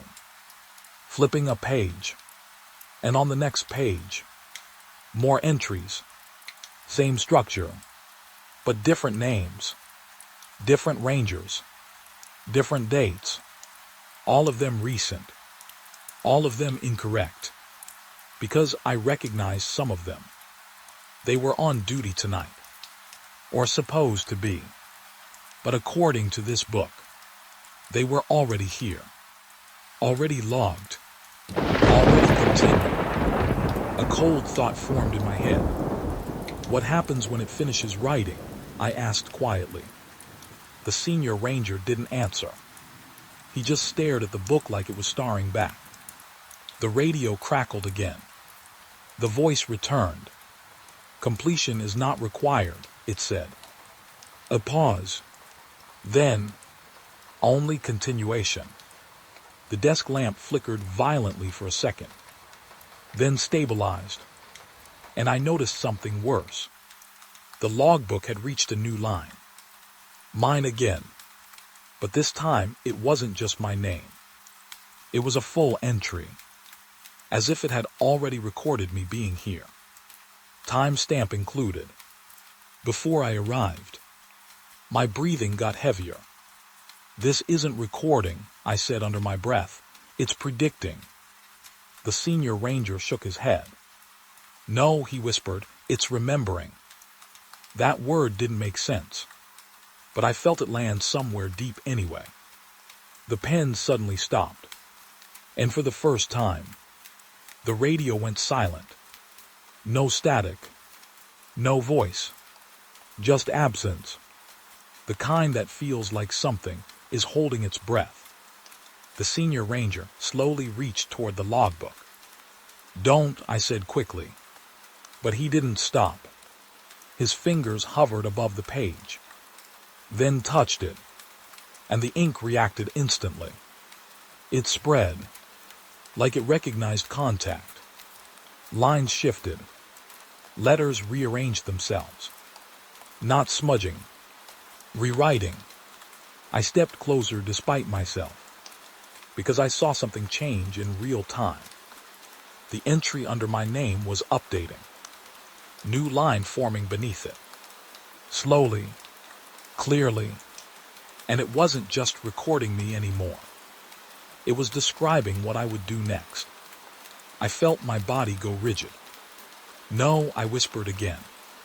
The senior ranger pulled his hand back fast. The book reacts to input, he said sharply. It adapts. The lamp flickered again. Harder this time. And the radio turned itself back on. But now the voice wasn't mine. Or the system. It was something quieter. Closer. Like someone speaking right behind my ear. "You are being logged," it said. I turned instantly. Nothing behind me. But I felt it anyway. That presence. That awareness. Like the room itself was watching how I reacted. The logbook flipped another page. Without permission. And this time, there were no entries. Just blank lines. Waiting. Fresh. Like it had cleared space for something new. For something immediate. The senior ranger stepped back slowly. "I think it wants live input," he said. My stomach tightened. "You mean us?" I asked. He didn't answer. Because the pen lifted again. And hovered above the page. Patient. Ready. Waiting for the next word to be spoken. Or thought. I realized then something I didn't want to understand. This wasn't a record of events. It was a system that wrote them as they happened. Or maybe, before they happened. The radio crackled one last time. And the voice returned. Soft. Almost gentle. "Please continue." The pen touched the page. And began to write again. The radio didn't crackle this time. It spoke clean. Like it had been waiting for silence just to be heard properly. "Unit on scene," the voice said. "Please confirm identity and authorization." I froze. Because that wasn't dispatch. And it wasn't any ranger voice I knew. It sounded organized. Too structured. Like it came from someone who had never missed a shift in their life. The senior ranger slowly looked at me. His face already told me something was wrong. Very wrong. I lifted the radio closer. "This is Sheriff Unit," I said carefully. "We are at Ranger Station 4B. No authorized personnel should be here." A pause. Not static. A real pause. Like something was reading me. Then the voice came back. "You are not listed." My stomach tightened. The senior ranger whispered, "That's not possible." I nodded slightly. Because I knew what he meant. We were the only ones assigned to this zone tonight. No backup, no overlapping unit, no secondary patrol. Yet the voice sounded completely sure. Not confused. Not glitching. Certain. I cleared my throat. "Repeat," I said into the radio. The voice responded instantly. "Station 4B is currently fully staffed. Trespassing detected." I looked around the room. Fully staffed. That sentence didn't belong here. There were only 2 of us standing inside this station. But the air suddenly felt heavier. Like the room itself disagreed with that fact. The logbook on the desk shifted slightly. Just a small movement. But enough to make both of us notice. The pen beside it lifted again. Slow. Patient. Like it had never stopped waiting. The senior ranger took a step back. "I don't like this," he muttered. That was the understatement of the night. The radio clicked again. "Identify yourselves," the voice repeated. I tightened my grip. "We are law enforcement," I said. "We are authorized to inspect abandoned infrastructure." A pause. Then the voice answered. "This station is not abandoned." The words landed wrong.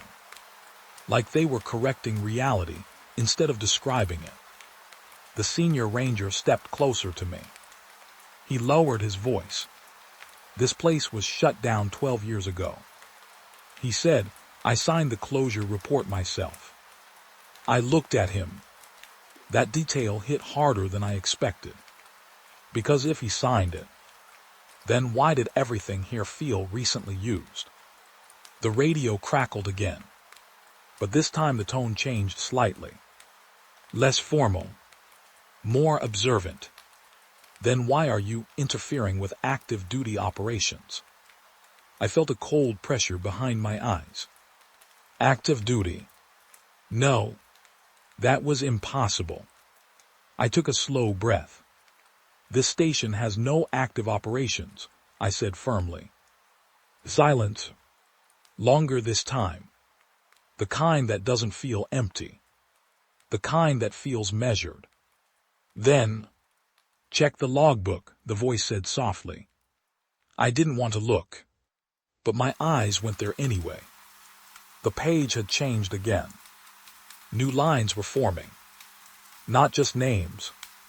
Shifts, schedules, assignments. And at the top of the page, there it was. Station 4B shift report. Active personnel listed below. My eyes moved down slowly, and I saw it. My name. Assigned status, ON duty. Timestamp current. My breath caught. No, I whispered. The senior ranger leaned in. His face drained of color instantly.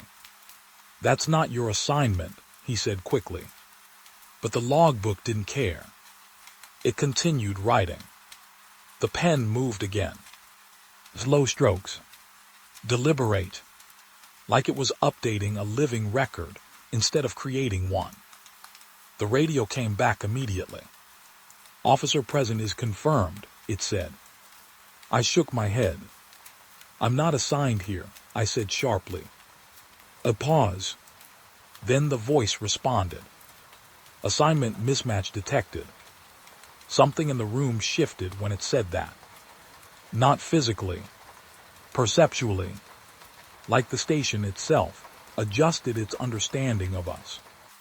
The lights flickered once, then stabilized, and suddenly there were footsteps, not outside, inside the walls, slow, measured, walking along the wooden beams above us. The senior ranger looked up instantly. What is that? He whispered. I didn't answer, because I was watching the logbook again. New line forming. Under my name.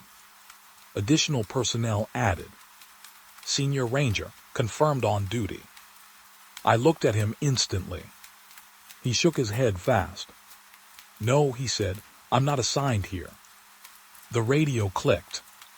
Both personnel confirmed, the voice said. Then something worse followed. 3 active units detected. My stomach dropped. I looked around the room. There's only 2 of us, I said out loud. Silence. Then the voice replied calmly. Please verify third presence. I turned slowly. The room felt tighter, like the walls had shifted inward slightly. The desk lamp flickered, and in that flicker, I saw it. A reflection in the glass of the radio panel. A third figure standing behind us. Still, silent, facing forward. I spun instantly. Nothing there. Just empty space. But the reflection didn't change. It stayed, perfectly still, watching. The senior ranger backed up slightly. I don't see anyone, he said. Neither do I whispered. The radio crackled again. Non-compliance detected, the voice said. The pen on the desk stopped moving. For the first time, everything went quiet. Too quiet. Even the forest outside seemed to stop existing for a moment. Then, the logbook flipped a page on its own, and the new page was already filled. Completely. No blank space. No waiting. Just completed entries. And at the bottom of the page, a new instruction. Resolve discrepancy. I stepped back immediately. That's not procedure, I said. The senior ranger nodded slowly. This isn't procedure at all, he muttered. The radio came alive again. But now the tone changed. Less voice. More system. Station 4B cannot operate with incomplete unit verification. I felt something cold spread through my chest. Incomplete, I asked. A pause. Then, one presence unaccounted for. The lights flickered again. Longer this time. And in that flicker, the third presence moved. Just slightly. Not forward. Not backward. Just closer in perception. Like it was getting easier to notice. The senior ranger grabbed my arm. "We need to leave," he said quickly. I nodded immediately. But when we turned, the door wasn't there anymore. Just wall. Solid. Fresh wood. Like it had never been an exit. My breathing got heavier. "No," I whispered. "No, no." The radio clicked again, and the voice returned one last time. Calm. Almost helpful. "You are already staffed," it said. A pause. Then, "Please begin shift duties." The logbook pen lifted again. And this time, it didn't wait for permission. It started writing us in permanently. The file wasn't supposed to exist anymore. That was the first thing I thought when I saw it. It sat right in the center of my desk like it had always been there. Neat, clean, fresh. Too fresh. The paper was still bright white like it had been printed this morning. Not yellowed, not dusty, not archived. New. But the case number at the top made my stomach tighten instantly. Missing persons report, Highway 37 sector. Closed file. Decades old. I leaned closer slowly. My office was quiet, but not normal quiet. It felt like the air had stopped moving. Like even the ceiling fan didn't want to make noise.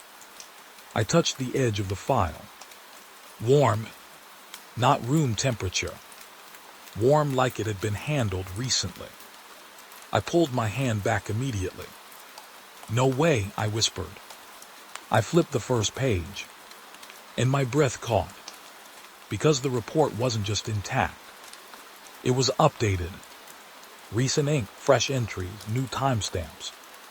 That shouldn't be possible. The original case was closed before I even joined the department. I remember reading about it during training.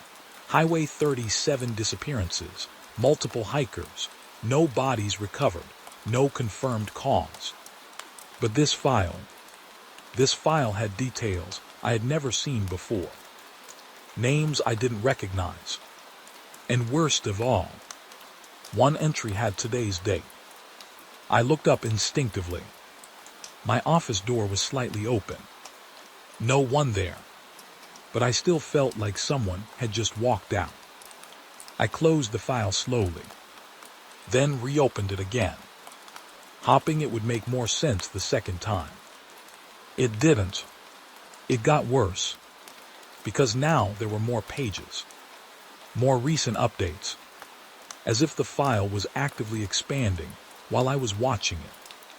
My radio on the desk crackled suddenly. I froze, then picked it up. "Dispatch," I said carefully. A pause, then static, then a voice I didn't recognize. "Calm, professional, too clean. Ranger unit, confirm receipt of Highway 37 case file." I frowned. "There is no active case on Highway 37, I said. Silence. Then, "You are currently holding it." My fingers tightened around the folder. "How did you know that?" I asked. Another pause. Then the voice responded. "Because it was just printed." I felt a cold drop in my stomach. I looked down again. The ink on the page shifted slightly. Not smudging. Moving. Like it was still drying. Still forming. I stepped back from the desk. "No," I said under my breath. "This is not possible." The radio crackled again. This file has been reopened under active review, the voice said. I shook my head. That requires authorization. A pause. Then the voice replied. You signed it. My heart stopped for a second. I did not sign anything, I said sharply. Silence. Then, the file flipped a page on its own.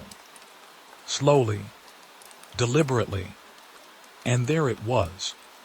A signature line at the bottom of the report. My name. My handwriting. Fresh ink. Still slightly uneven like I had written it seconds ago. I stepped back so fast my chair hit the wall. No, I said again, louder this time. No, I didn't do this. The radio crackled softly. Verification confirmed, the voice said. I stared at the page, trying to make my brain reject it. But it was too perfect. Too accurate. Even the way I usually loop my letters. Even the slight tilt in my signature. It was me. But I had never touched this file before today. The office lights flickered once. Then steadied. And that's when I noticed something else. The file wasn't just open. It was growing. Pages were appearing at the back, slowly stacking themselves, one by one. Like the case wasn't being written. It was being generated in real time. My breathing got heavier. I grabbed the radio again. Dispatch, I need confirmation, I said quickly. This file is physically updating itself in my office. I need tech support immediately. Silence. Longer this time. Then the voice returned. Not calm anymore. Slightly uncertain. Ranger Unit, it said slowly. This file has been active for 73 years. I froze. That's impossible, I said. The voice continued. And it has always included you. I felt my throat tighten. What do you mean always? I asked. A pause. Then, you are listed as the reviewing officer for all revisions. I looked at the file again, hands shaking slightly now, and I saw something I missed before. At the bottom corner of every page, a small stamp, updated by Ranger Unit Current Shift. My unit, my shift, my designation, even though I had never worked this case. The radio crackled again, and this time the voice changed slightly, like it moved closer. You are not discovering the file, it said. A pause. You are continuing it. The office suddenly felt smaller, the air thicker. I stepped toward the window without thinking. Outside, the parking lot looked normal, but my reflection in the glass didn't move when I did. It stayed still for half a second longer, then caught up. My stomach twisted. I turned back to the desk immediately. The file had changed again. Now it was open to a new page. Blank. Waiting. Like it expected input. The pen on my desk rolled slightly on its own. Stopped right next to the file. Perfect alignment. Like it had always been meant to sit there. The radio clicked softly again. Continue entry, the voice said. I shook my head. I'm not writing anything, I said firmly. Silence. Then the voice replied. You already started. And then I saw it. A new line forming on the blank page. Ink appearing without contact. Slowly shaping words. My words. Not spoken. Thought. The moment I realized that, my hand moved slightly without me telling it to. Toward the pen. I stopped myself instantly. My heart was racing now. This is not real, I whispered. But the file didn't care what I believed. It just kept writing. And the next line appeared clearly. Case status, active operator engaged. I stepped back from the desk completely.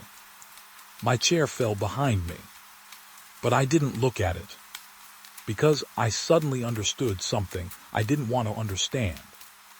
This wasn't a file about missing people. It was a file that decided who was missing. The radio gave one last soft crackle, and the voice said something I will never forget. Ranger unit confirmed present. A pause. Then, begin documentation of disappearance cycle. The file turned another page by itself. And this time, it wasn't empty. It started with a call that didn't match anything on my screen. Not the tone, not the timing, not even the channel it came through. Dispatch said, check Hollow Creek, possible lost civilian, no unit assigned yet. I paused, because I was already looking at the map, and there was no Hollow Creek on it. I zoomed in, pulled the satellite layer, refreshed it twice, even switched devices. Nothing, just forest, broken terrain, and a dead stretch of grid that looked like it had been erased with a steady hand. But the voice on the radio didn't care. Unit 3, confirm response to Hollow Creek. I leaned closer to the console. Dispatch, there is no Hollow Creek on record. A pause came back, too long, like someone was checking something they shouldn't need to check. Then it's in the system. That was the first thing that felt wrong. Because systems don't disagree with maps. They sync. Still, I took the call. I shouldn't have, but I did. The road out there was already half swallowed by storm clouds when I left the station. My headlights cut through wet fog, but even the fog felt thick in a way that didn't belong, like it was hanging in place, waiting for me to pass through it. Mile after mile, I checked the GPS. Nothing. Just a blank line stretching forward like the road didn't know where it was going. Then the first strange thing appeared. A road sign. Metal, fresh paint, standing straight on the shoulder. It read Hollow Creek 2 miles. I stopped the patrol car right there. Engine running, wipers moving slow, rain tapping the windshield like fingers. I looked up at it again. Because that sign hadn't been there yesterday, I knew every mile of this route, every dent in every post. I stepped out. Cold hit me hard, the kind that makes your ears ring. The sign was real, wet, solid, but the ground beneath it looked wrong. No tire marks, no maintenance tracks, just untouched soil like it had been placed there without ever being carried in. I keyed the radio. Dispatch, I've got a physical sign for Hollow Creek. Confirm coordinates. Static. Then a voice came through. Not dispatch. A man's voice, calm, too calm. You're close. I froze, because that wasn't a channel I was on. I switched frequencies fast. Who is this? Identify yourself. Nothing. Just the sound of rain again. I looked at the sign once more, and noticed something I didn't see before. The paint wasn't fresh. It was peeling, like it had been there for years, but impossible years. I drove on. The road narrowed after that. Trees leaned closer, almost forming a tunnel. My headlights started reflecting off something strange in the air, like dust or ash, even though nothing was burning. Then the GPS flickered. Not lost. Not broken. Flickered like it was trying to decide what reality to show me. Coordinates appeared, then vanished, then reappeared slightly shifted. Every shift pointed somewhere different. All of them said the same name. Hollow Creek. Except the road didn't change. That was the part that made my stomach tighten. Because the system was updating something that didn't exist physically. Then I saw the creek. At least I think I did. It came fast. 1 second forest. Next second, water cutting through stone like a wound in the ground. I stopped the car again. This time, I didn't turn off the engine. The creek wasn't natural, not fully, The water moved too slowly, like it was thinking about every direction before choosing one. The banks were too clean, no debris, no sound of wildlife. Just silence that pressed against my ears. And something else. Footprints, leading down toward the water, then stopping halfway, then restarting again on the other side. I stepped closer. The mud around them was fresh, but the pattern didn't make sense. It looked like someone had walked forward, then backward, then forward again, but without turning around. Like the ground itself had been walked twice from opposite directions. My radio crackled again. Unit on scene. I swallowed. I'm at Hollow Creek. Another pause. Longer this time. Then that location is not active. I turned slowly. The creek was still there, but the sound changed. The water was louder now. Too loud. Like it was closer to me than before. I checked my notes, my patrol log, my system feed. Everything now listed Hollow Creek as active. Timestamp current. Assigned unit me. But I hadn't logged it. I hadn't confirmed anything. Something else had. A wind passed through the trees, and I heard something inside it. Not a voice. More like breath trying to become speech. I followed the footprints. They led into the creek. Not across it. Into it. I stood at the edge, staring at the water. It should have been impossible to see anything beneath it, but I could. Shapes. Not clear. Not solid. Just movements beneath the surface, like something walking slowly under the riverbed.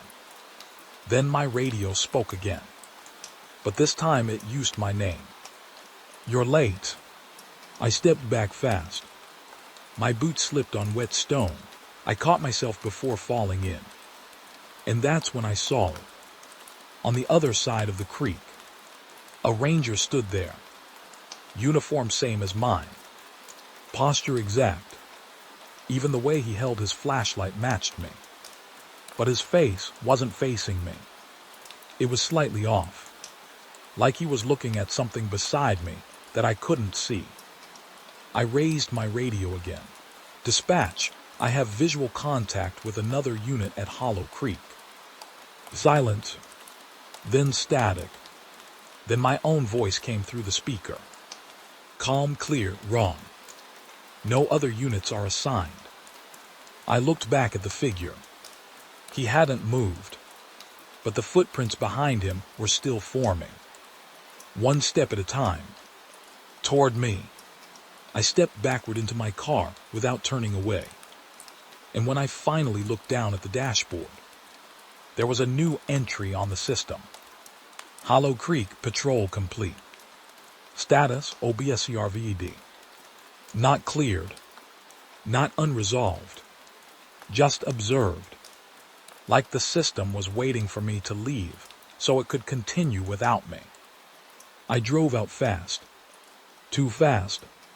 The road behind me didn't match what I remembered. The sign was gone. The creek was gone. But the GPS still showed it behind me like it was breathing. And then the final thing happened. My radio clicked one more time.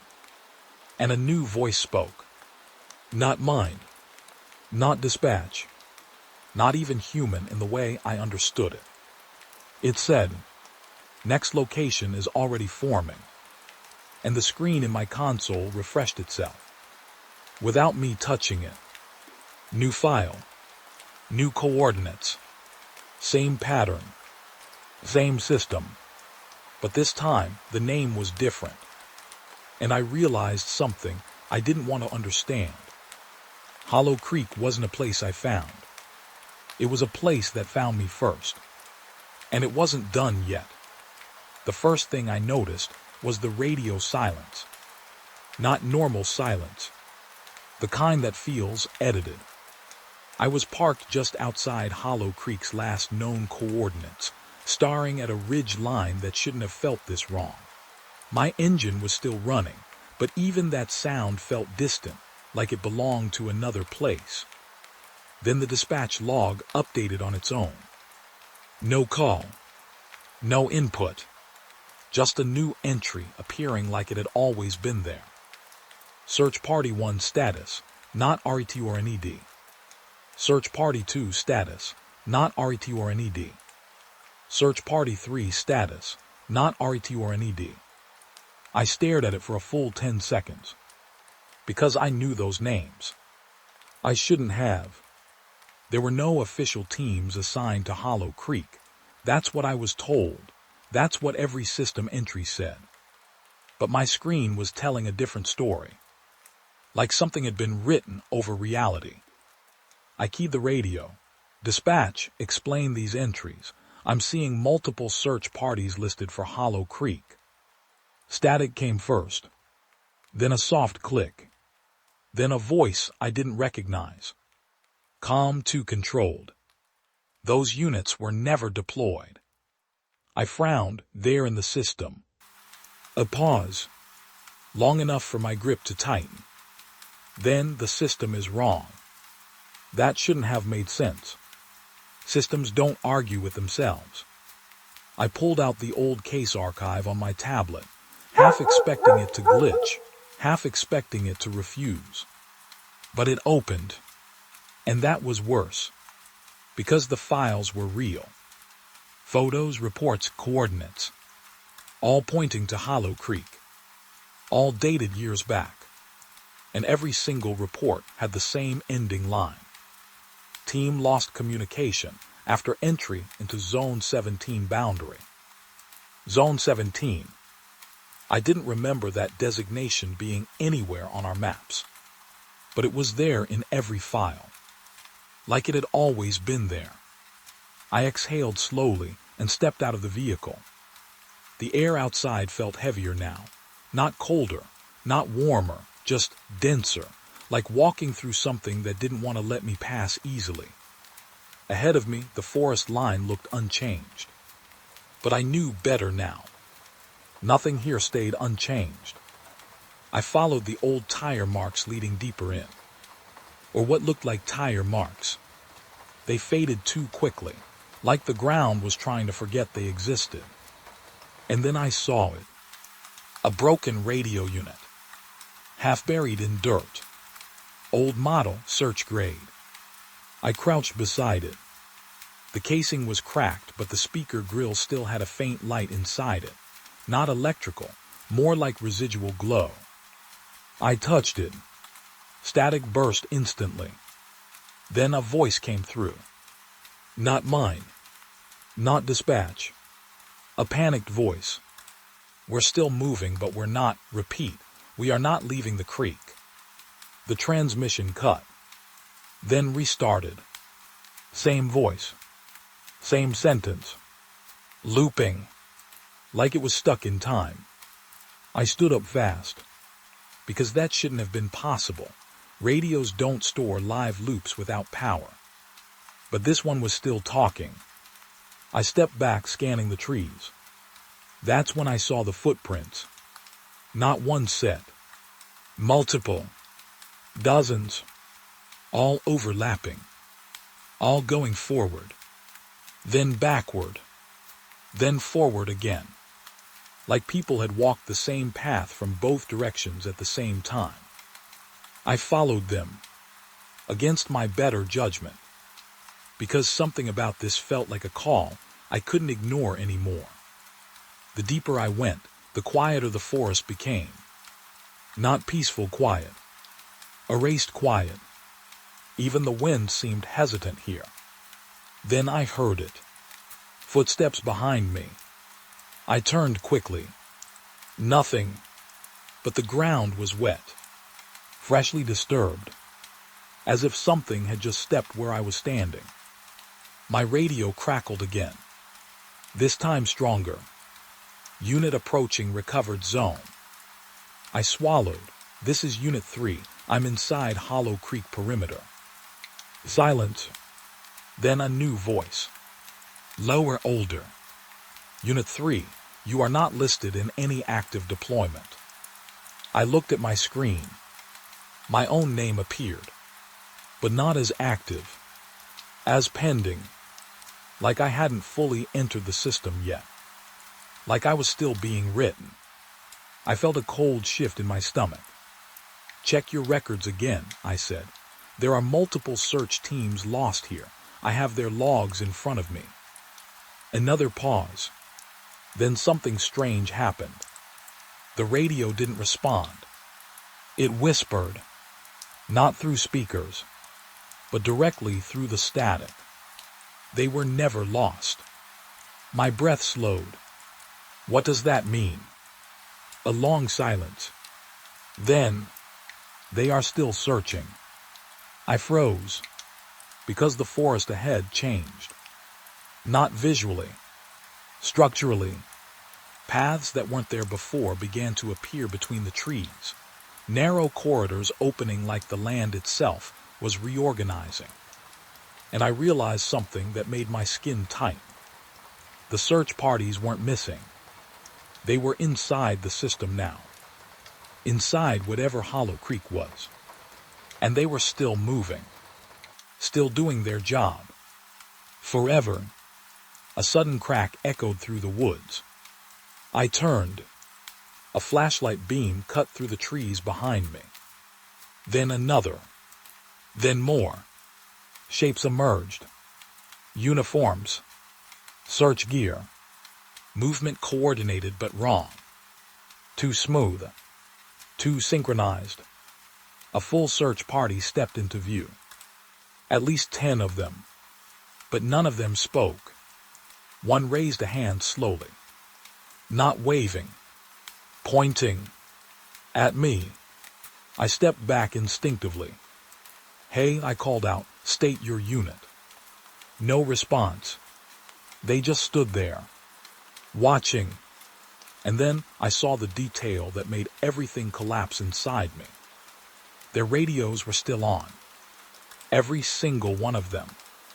And all of them were playing the same transmission.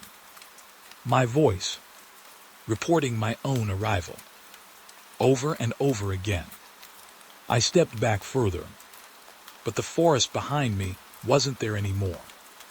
It had changed into a narrow path. Leading forward. Guiding. Not escaping. Guiding. My radio cracked one last time. And the same calm voice returned. "You've met them now." I clenched my jaw. "What are they?" A pause. Then, "Evidence." My throat went dry. Evidence of what? The answer came slower this time. Like it didn't want to be spoken. That nobody leaves Hollow Creek. The search party moved again. One step forward. Not toward me. Not away from me. Just forward. Like they were still continuing a mission that never ended. And in that moment, I understood something worse than fear. They weren't dead. They weren't missing. They were still working. And somewhere inside all of this, so was I. I saw my own name before I understood what I was looking at. It was written in wet ink. Still shining. Still moving slightly, like it hadn't finished drying. The missing persons board inside the ranger station had always been old, dusty, forgotten, a place where cases went to die quietly. But now it looked alive. Fresh paper, fresh ink, fresh updates. And my name was right there in the middle. Unit 3 status, missing pending confirmation. My breath stopped for a second.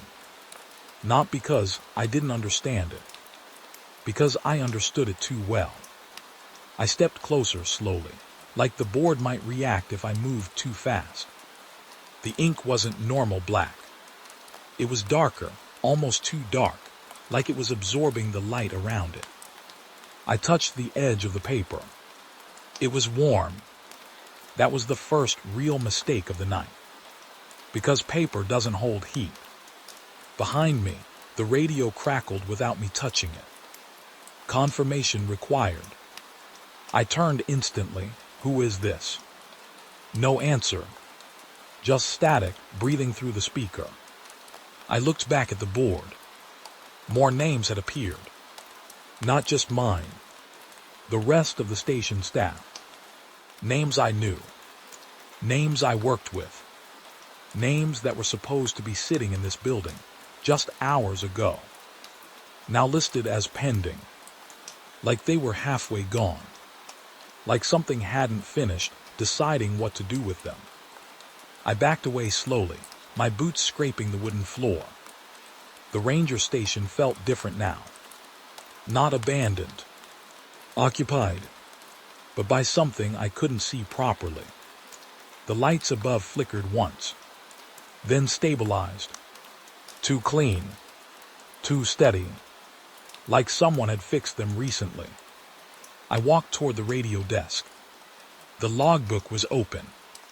That wasn't right. I never leave it open. And I definitely never leave it on page 47. But there it was. Page 47. Fresh writing. My handwriting. I froze. Because I hadn't written any of it. But I recognized every curve. Every hesitation. Every small mistake I always make when I'm tired. The entry read, Hollow Creek Incident, Unit 3 arrival confirmed. My throat tightened. I turned the page slowly. More entries. All recent. All mine. All describing things I had not done yet. Patrol movements I hadn't taken. Radio calls I hadn't heard. Coordinates I hadn't entered. And then one line that made my stomach drop. Subject behavior, accepting role. I stepped back so fast my chair hit the wall. No, I whispered. No, I didn't write this. The radio answered immediately. You did. I grabbed it. Stop saying that. I've been here for less than an hour. This is impossible. A pause. Then, time is not measured correctly inside assignment zones. My hands went cold. Assignment zones. That term again. Like Hollow Creek wasn't a place anymore. It was a condition. Something you enter. Something that enters you back. I turned toward the window. Outside, the forest looked normal. But something moved between the trees. Not fast. Not hidden. Just present. Like it knew I was watching. Then I saw another building light up in the distance. A structure that shouldn't exist here. Low, wooden, old. A second ranger station. Exactly like ours, but slightly off in shape. Like someone tried to copy it from memory and got the details wrong. I stepped closer to the window and saw movement inside it. People. Working. Walking. Talking. Rangers. Alive. Or at least acting alive. I turned back to the board. More names had appeared. And now one of them wasn't mine. It was my partner. Assigned to Unit 3. Except he wasn't here tonight. He had taken leave. At least I thought he had. The radio crackled again. This time softer. More familiar. Why did you leave your post? My chest tightened. I didn't leave anything. I'm on duty right now. Silence. Then a slow reply. You are inside Hollow Creek. I shook my head. No, I'm at the station. A pause. Then something changed in the tone. Like disappointment. You are confusing location with assignment. I didn't like the way that sounded. At all. I walked back to the logbook. Flipped pages faster now. Trying to find anything that made sense. But every page after 47 was the same. My handwriting. Different times. Different outcomes. Same ending. Unit 3 accepted into rotation. Rotation. That word stuck in my mind like a hook. I turned suddenly, when I heard footsteps behind me. Nothing there. But the door was open now. It hadn't been a second ago. Cold air pushed inside. Not wind. Direction. Like something was standing just outside, waiting politely. The radio spoke again. And this time the voice was closer. Almost behind me. You are doing well. I spun around. No one. But the lights flickered in response to my movement. Like the building was reacting to me. Like it was watching my behavior. I backed toward the desk again, trying to think, trying to find logic. But logic felt thin now, like paper soaked in water. Then I noticed something on the missing persons board again. A new section. At the bottom. Previously empty. Now filled. A heading I hadn't seen before. Currently active personnel inside zone. My eyes scanned the list. And my name was there again. But not as missing. Not as pending. As active. Which should have been a relief. Except it was. Because below it was a second note. Status subject to confirmation by next rotation. My heart started beating harder. Rotation again. Always rotation. I grabbed the radio. What is rotation? Answer me clearly. A long silence. Then the answer came. Slow. Careful. Like it was explaining something simple. Rotation is continuity of duty. I frowned. That's not an answer. A pause. Then, you do not leave Hollow Creek. You are reassigned within it. I felt my stomach twist. That doesn't make sense. The voice responded instantly. You said that before. I froze. A chill ran through my arms. What? A soft static sound. Then, you always say that first. I stepped back slowly. Because suddenly, I couldn't trust the room anymore. Couldn't trust the board. Couldn't trust the handwriting. Couldn't trust the fact that I remembered this conversation happening just now, or before, or after. Time felt like it was folding. Not moving. Folding. Outside, the second ranger station's lights flickered in perfect sync with ours. Like both buildings were breathing together. And for the first time since this started, I understood the real horror wasn't that I was missing. It was that I was already listed. Already written. Already part of something that never stopped updating. The radio crackled one final time. And the voice, softer now, almost gentle, said, Your replacement arrives soon. I looked at the missing list again, and saw a new name appearing at the bottom. Wet ink. Still forming. Still deciding. And it looked exactly like mine, but slightly wrong. Like something was learning how to write me properly. The first radio check came at exactly 02:13 a.m. And I didn't make it. I was sitting alone in the ranger station, staring at the missing list that now felt like it was breathing. The names on it weren't just written anymore. They shifted slightly every time I looked away. Then the radio clicked. A normal patrol check. Except I hadn't scheduled one. Unit 3 confirmed status. I stayed silent for a moment, because I knew what would happen if I answered. But the radio didn't wait. It repeated again. Unit 3 confirmed status. And then, my own voice came back through the speaker. Calm, controlled, exactly like me. Unit 3 is active at Hollow Creek. My blood went cold. I leaned forward slowly. That's not me. A pause. Then my voice again, softer this time. Unit 3 is active at Hollow Creek. Same tone. Same rhythm. Same breath pattern. But it wasn't me speaking. I grabbed the mic, Stop transmitting that. Identify yourself. Static cracked through the room like something shifting inside the wire. Then another voice joined. Not mine this time. A second version of me. You are already on duty. I stepped back from the desk.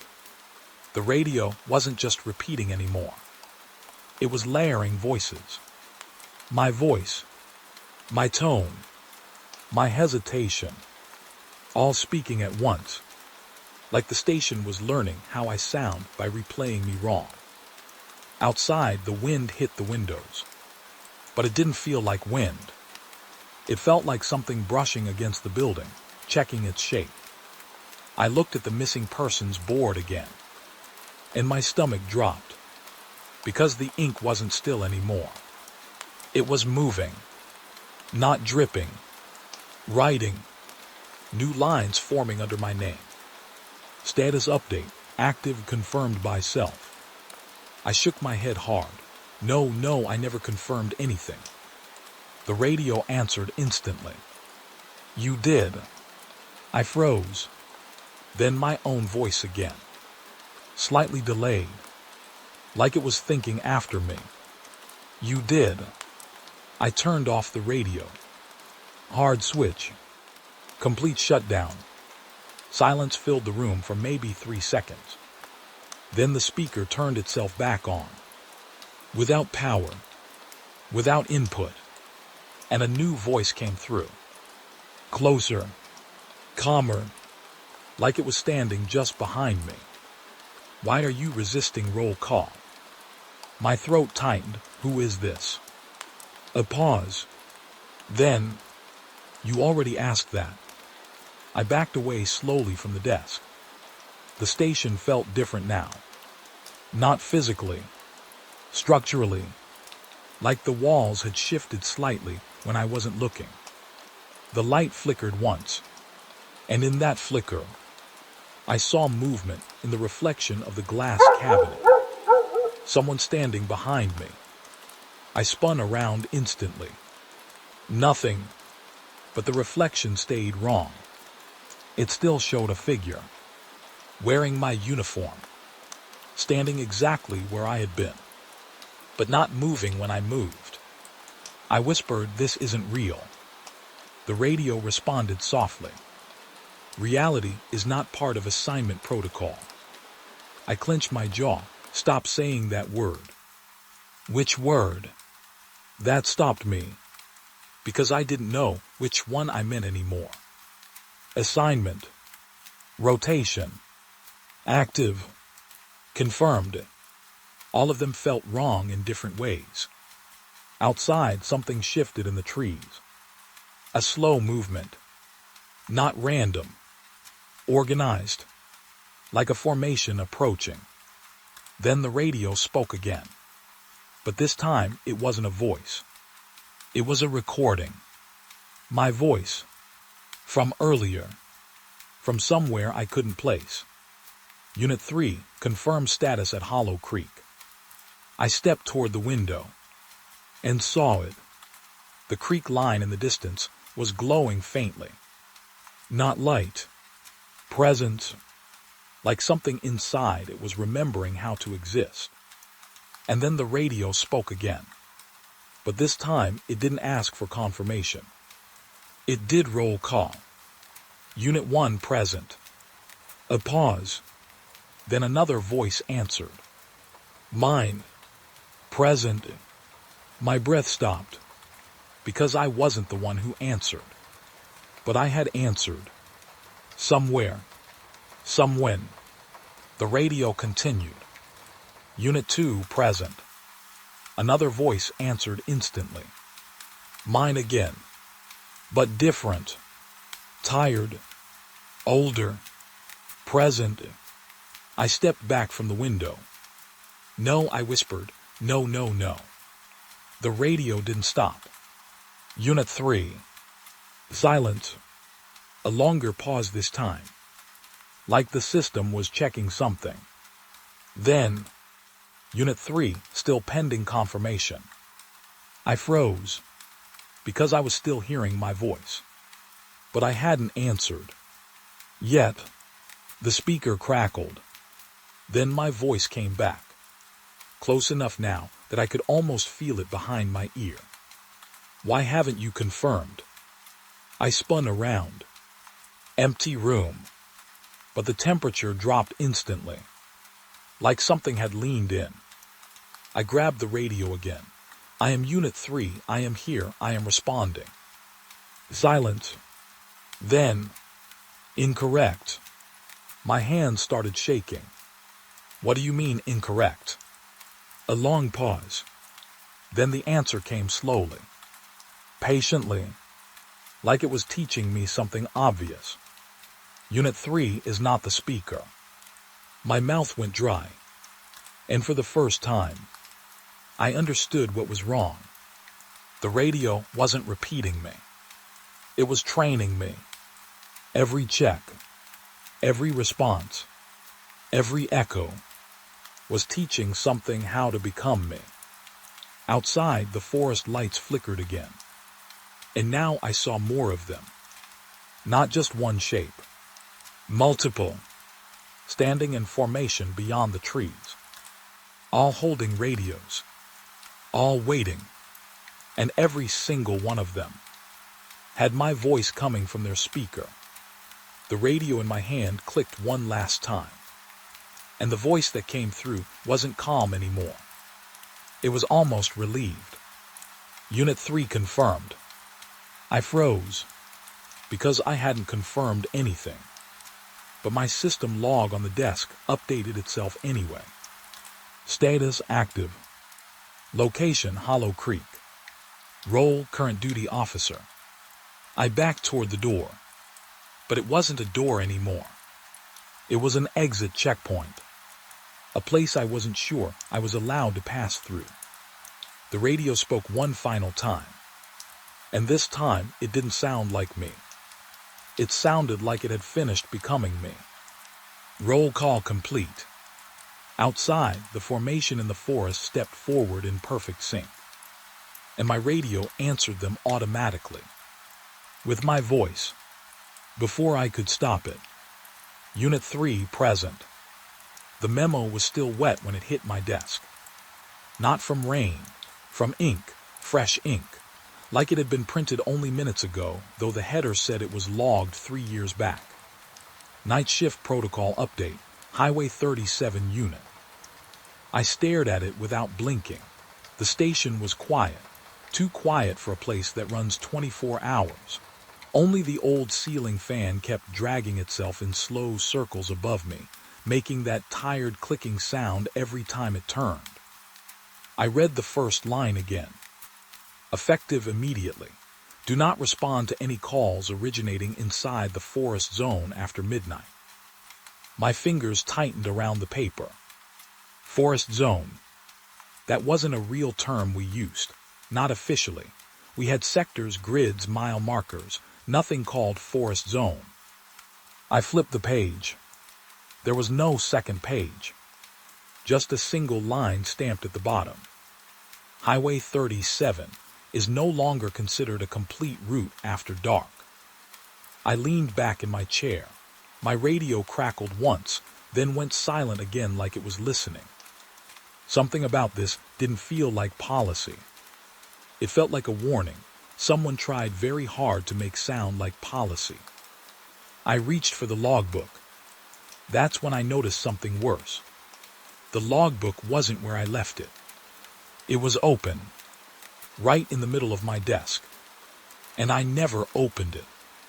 The pages were already filled. My name was written at the top of the last entry, in my handwriting, but I hadn't written anything. Not today. Not ever like this. The entry said, "Do not respond after midnight. IT learns your voice fastest when you answer." I felt my throat go dry. The station lights flickered once, twice, then steadied. Outside the window, Highway 37 stretched into black trees and fog. Nothing moved out there, at least nothing I could see clearly. But I kept looking anyway. Because that's what we do, we look. My radio hissed again. This time it held a sound. A voice. Not clear at first, broken, distant. Unit 12, come in.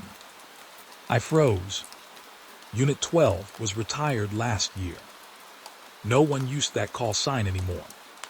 The voice came again, slightly closer this time. Please respond.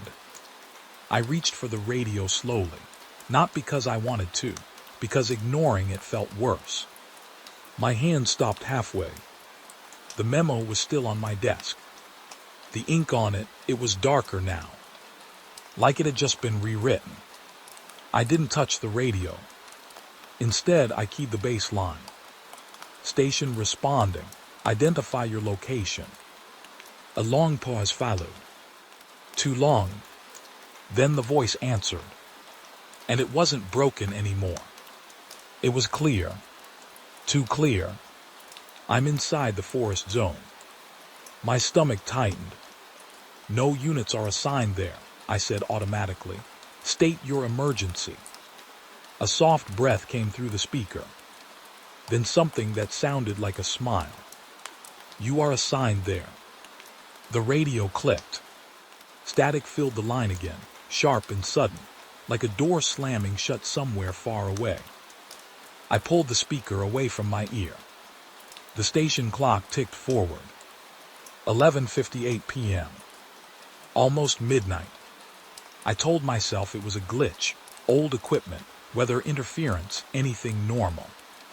But the forest outside didn't look normal anymore. The fog was moving wrong. Not drifting. Gathering. Like it was paying attention. I stood up and walked to the map board on the wall. Highway 37 was marked in red ink. But something had changed. A new line had been drawn. Thin, fresh, still damp. It ran off the highway and into the trees. And it was labeled in my handwriting again. Do not follow after midnight. I stepped back fast. The chair behind me scraped the floor. I didn't remember writing that. I would remember writing that. Right. My radio clicked again. One short sound. Like a test. Then silence. The clock ticked. 11:59 p.m. My breathing felt too loud in the room. I grabbed the memo again, scanning it like it might explain itself if I looked hard enough. That's when I noticed something that made my skin go cold. There were names at the bottom. Shift personnel. All signed off for the night. Except one. Mine. But next to my name was a second note. Same handwriting. Different pressure. Like someone else had pressed the pen harder. It said, "You will forget you read this after midnight." I dropped the paper. It fluttered to the floor like it was lighter than it should be. The radio hissed again. This time no voice. Just breathing. Slow. Measured. Right next to the microphone. I stepped away from the desk. The station lights flickered harder now. Longer gaps between steady light, like something was blinking. I looked toward the window again. The fog outside had changed shape. It wasn't random anymore. It looked structured, like paths were forming inside it. Paths that pointed toward the station. The clock clicked. 12:00 a.m. Everything went silent.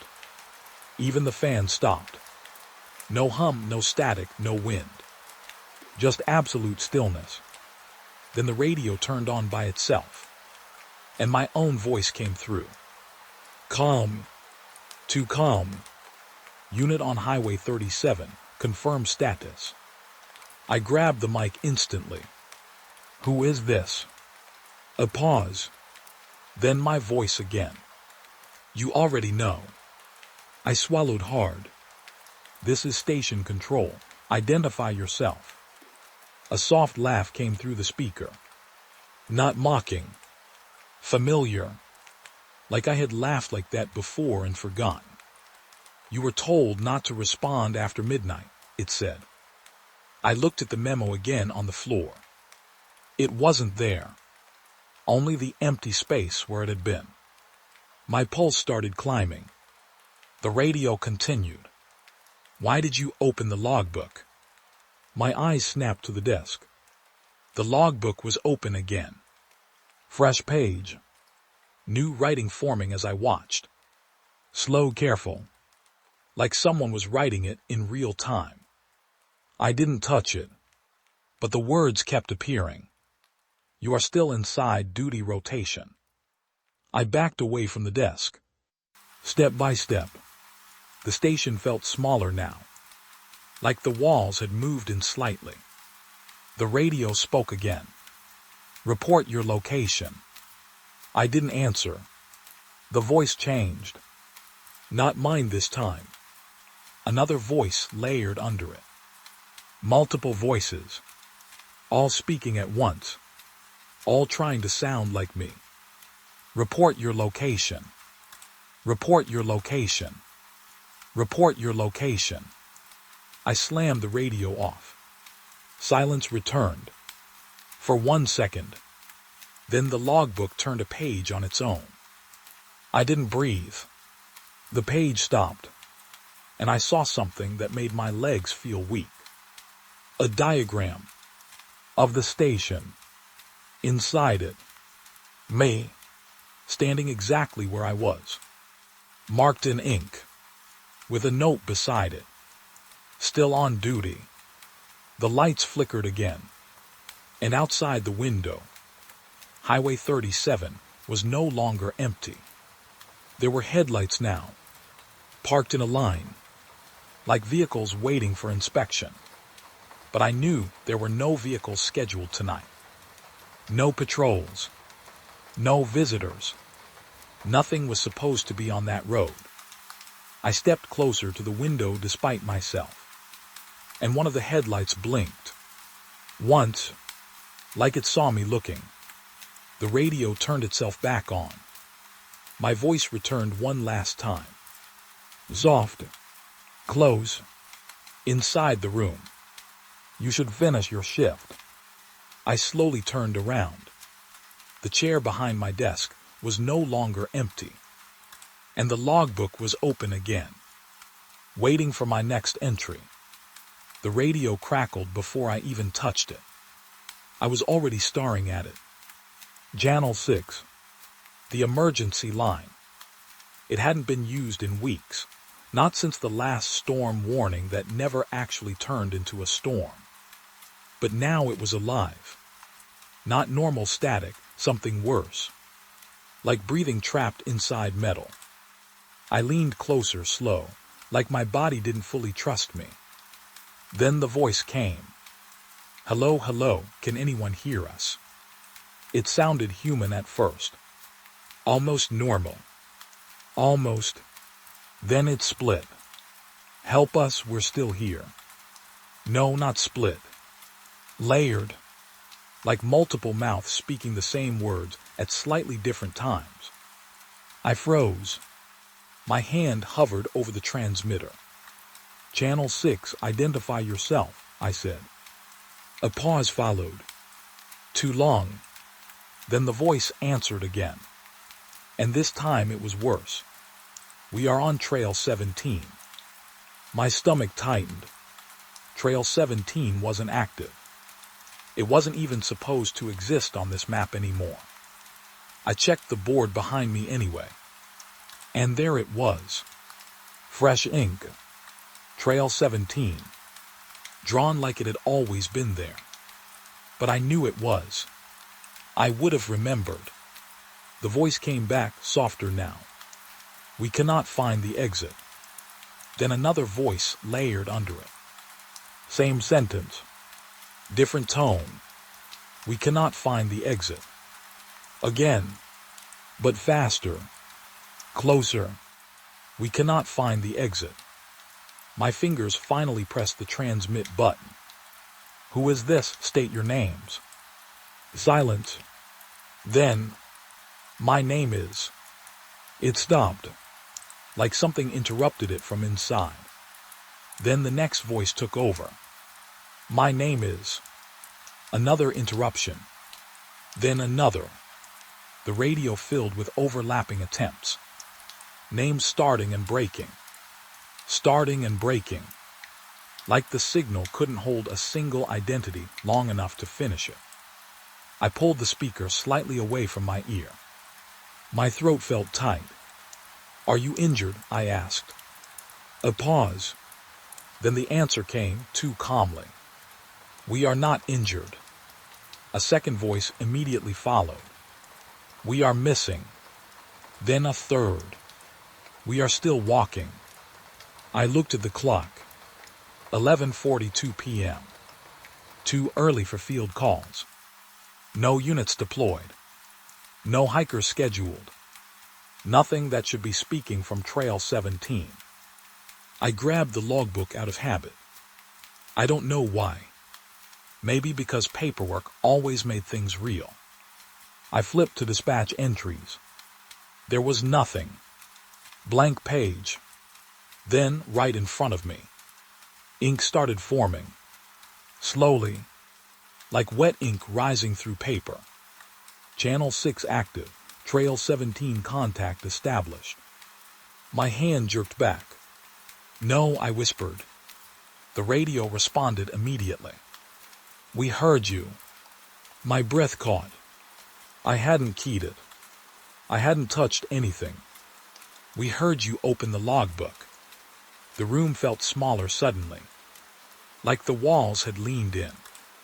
I stood up. Slowly, my chair scraped behind me. I turned the speaker volume down, but the voice didn't get quieter. It just got closer. "We are still on Trail 17. I forced myself to breathe. "Trail 17 is not active," I said. "There is no registered trail by that name." A long silence followed. Then, "You are standing near it." I looked at the window. Outside, the forest was wrong. Not dark. Not empty. Just too organized. Like something had arranged the trees into direction. Lines. Paths. All pointing deeper into the woods. I stepped closer to the glass without thinking. And I saw it. A faint light. Far inside the trees. Not a flashlight. Not a vehicle. Something steady. Waiting. The radio spoke again. This time slower. Almost careful. "We found a marker." My hands tightened. "What marker?" A pause. Then, "It has your name on it." My stomach dropped.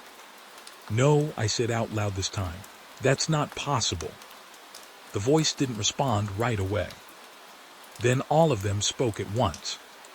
But not in chaos this time. In order. One after another. Like a choir learning timing. "It is possible. We are reading it." It was already here. I stepped back from the window.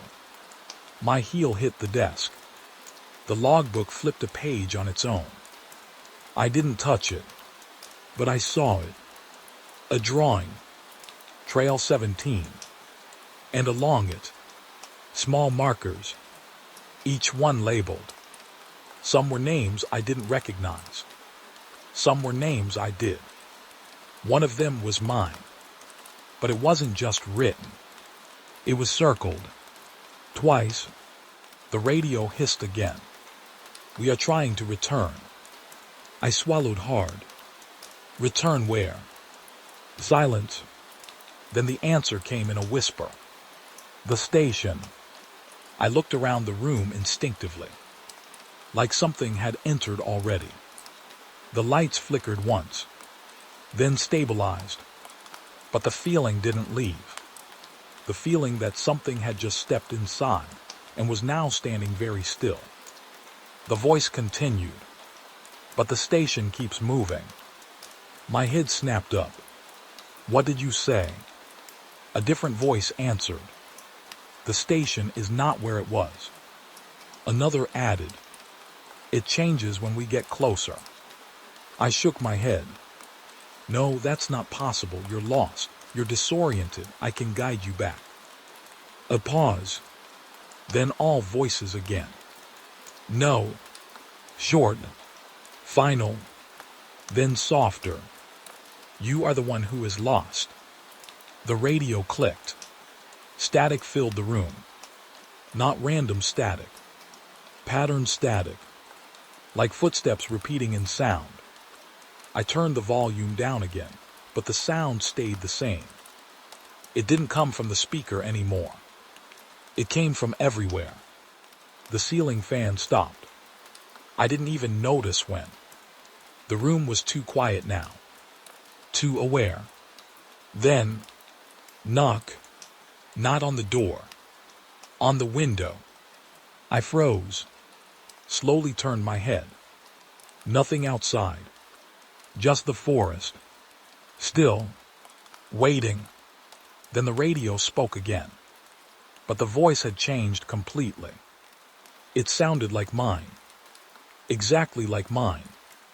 We are at the edge of the station. My mouth went dry. I didn't answer. Another knock. Closer this time. The window didn't move.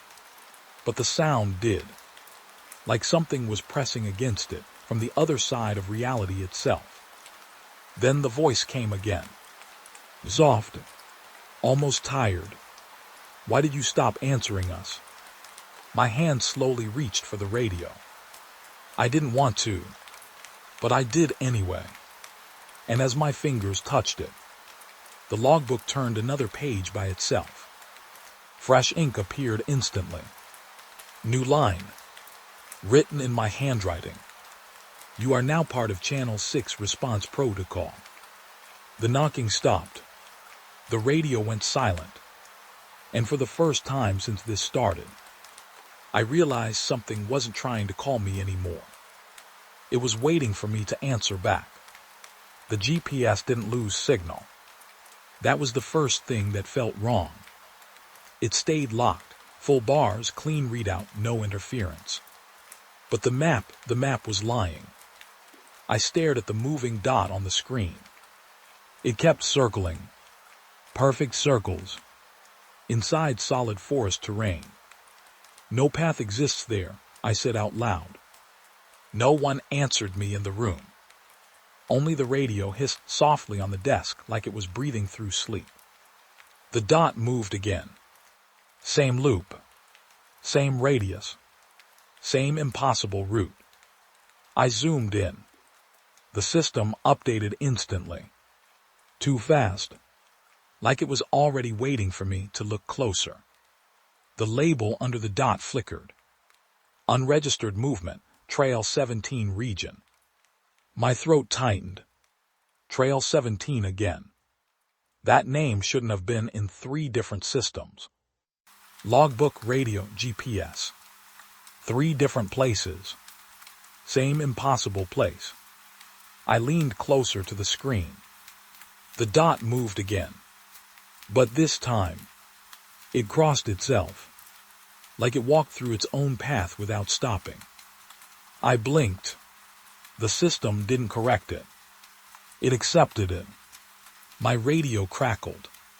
No voice yet. Just that low static sound again. Like something packing inside metal. Then a voice came through. Calm. Too calm. We are still walking. I grabbed the mic instantly. Identify your position. A pause. Then, we are on the same path. I frowned. That doesn't make sense. You're repeating coordinates. A soft laugh came through the speaker. Not mocking. Tired. Like it had been walking too long to care anymore. There are no coordinates here. I looked at the GPS again. The dot was still moving. Still looping. But now there were more dots. 2. Then 3. I stepped back from the console. No, I whispered, that's not possible. But the system didn't care what was possible. It just updated. The dots kept appearing. each one following the same circle. Perfect spacing, perfect timing, like they were learning each other. I keyed the radio again. State how many of you are on trail 17. Silence. Then multiple voices answered at once. We are not separate. We are not separate. We are not separate. I rubbed my forehead. Are you all in the same location? A pause. Then one voice answered. We are in the same movement. My stomach dropped slightly. Movement, not location. I looked at the map again. The GPS dots shifted. Now they weren't just circling. They were overlapping, stacking on top of each other. But the system still showed them as separate entities, like it refused to admit they were in the same place. My hand tightened around the desk edge. This is impossible, I said quietly. The radio responded immediately. That is what we thought too. The room felt colder. Not temperature. Something else. Like attention. Like something had started focusing on me from the other side of the signal. I checked the timestamp on the tracking system. 11:19 p.m. They had been moving for 43 minutes. No change in location. Only repetition. But the distance counter, it was increasing. That made no sense. I leaned closer. Distance traveled, 12.4 km. But the dot hadn't moved from the same cluster of trees. It was walking distance that wasn't visible. Or wasn't real. I swallowed hard. Where are you actually going? I asked the radio. A long pause. Then, we are trying to leave. My fingers froze. Leave what? The answer came slower this time, like it had to think about it. The loop. I looked at the GPS again, and that's when I saw it. The circle wasn't random. It wasn't even natural movement. It was precise. Too precise. Like it had been drawn. Rewritten. Repeated so many times, the ground itself had forgotten any other shape. I zoomed out. My breath caught. Because I saw something I didn't expect. The circles weren't inside the forest. They were inside a larger circle. A bigger loop. Surrounding everything. Including the station. Including Highway 37. Including me. My radio crackled again. This time the voice sounded closer. Not in distance. In awareness. We saw your light. I looked toward the window instinctively. The forest outside was darker now. But not empty. There was movement. Slow. Circular. Like something was tracing invisible paths through the trees. I stepped back. No units are in your area, I said quickly. There's no patrol assigned there. A pause. Then, we are not a patrol. Another voice layered under it. We are what remains of the patrol. My hands started shaking slightly now. I forced myself to breathe. Listen to me, I said. You are lost in terrain distortion. It's GPS error. You need to stop moving and hold position. Silence. Then laughter. Soft. Broken. We never stopped moving. I looked at the GPS again. The dots were gone. All of them. Just gone. The screen refreshed instantly. New data loaded. Now there was only one dot. Station position. Mine. I stepped back from the console. The system updated again. The dots started moving. Slowly. In a circle. Inside the station perimeter. My blood ran cold. I looked down at my boots. The floor beneath me felt slightly uneven. Like something was rotating under it. Very slowly. The radio spoke again. Calm, almost gentle. You understand now. I didn't answer, because I didn't want to confirm anything. The voice continued. The loop does not stay outside. My eyes slowly moved to the window. The forest wasn't visible anymore. Not clearly, just shifting darkness. And inside it, a faint circular pattern of movement. Getting closer. Not fast. Patient. Like it had all the time in the world. My radio hissed one last time. You are inside it now. The GPS screen flickered. The single dot stopped moving. Then duplicated. 1 became 2. 2 became 4. All inside the same space. All standing still. All labeled. Unconfirmed position. Movement in progress. I stepped away from the desk completely now. My back hit the wall. The room felt like it was turning slightly. Slowly. Continuously. Not violently. Just enough to notice. Just enough to doubt my own balance. The radio clicked again. Final message. No voices this time. Just one sentence. We will meet you at the center. And then the GPS went black. Total shutdown. Silence fell over the station. But the feeling didn't.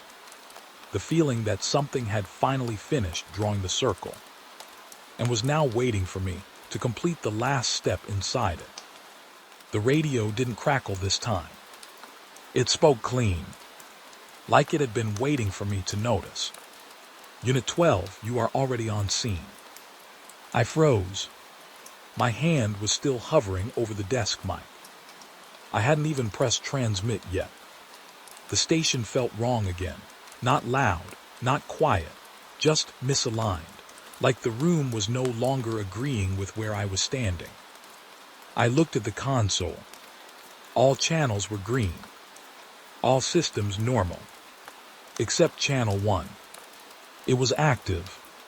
Without input. The speaker repeated the message. You are already on scene. My throat tightened. Repeat last transmission, I said, forcing my voice to stay steady. A pause.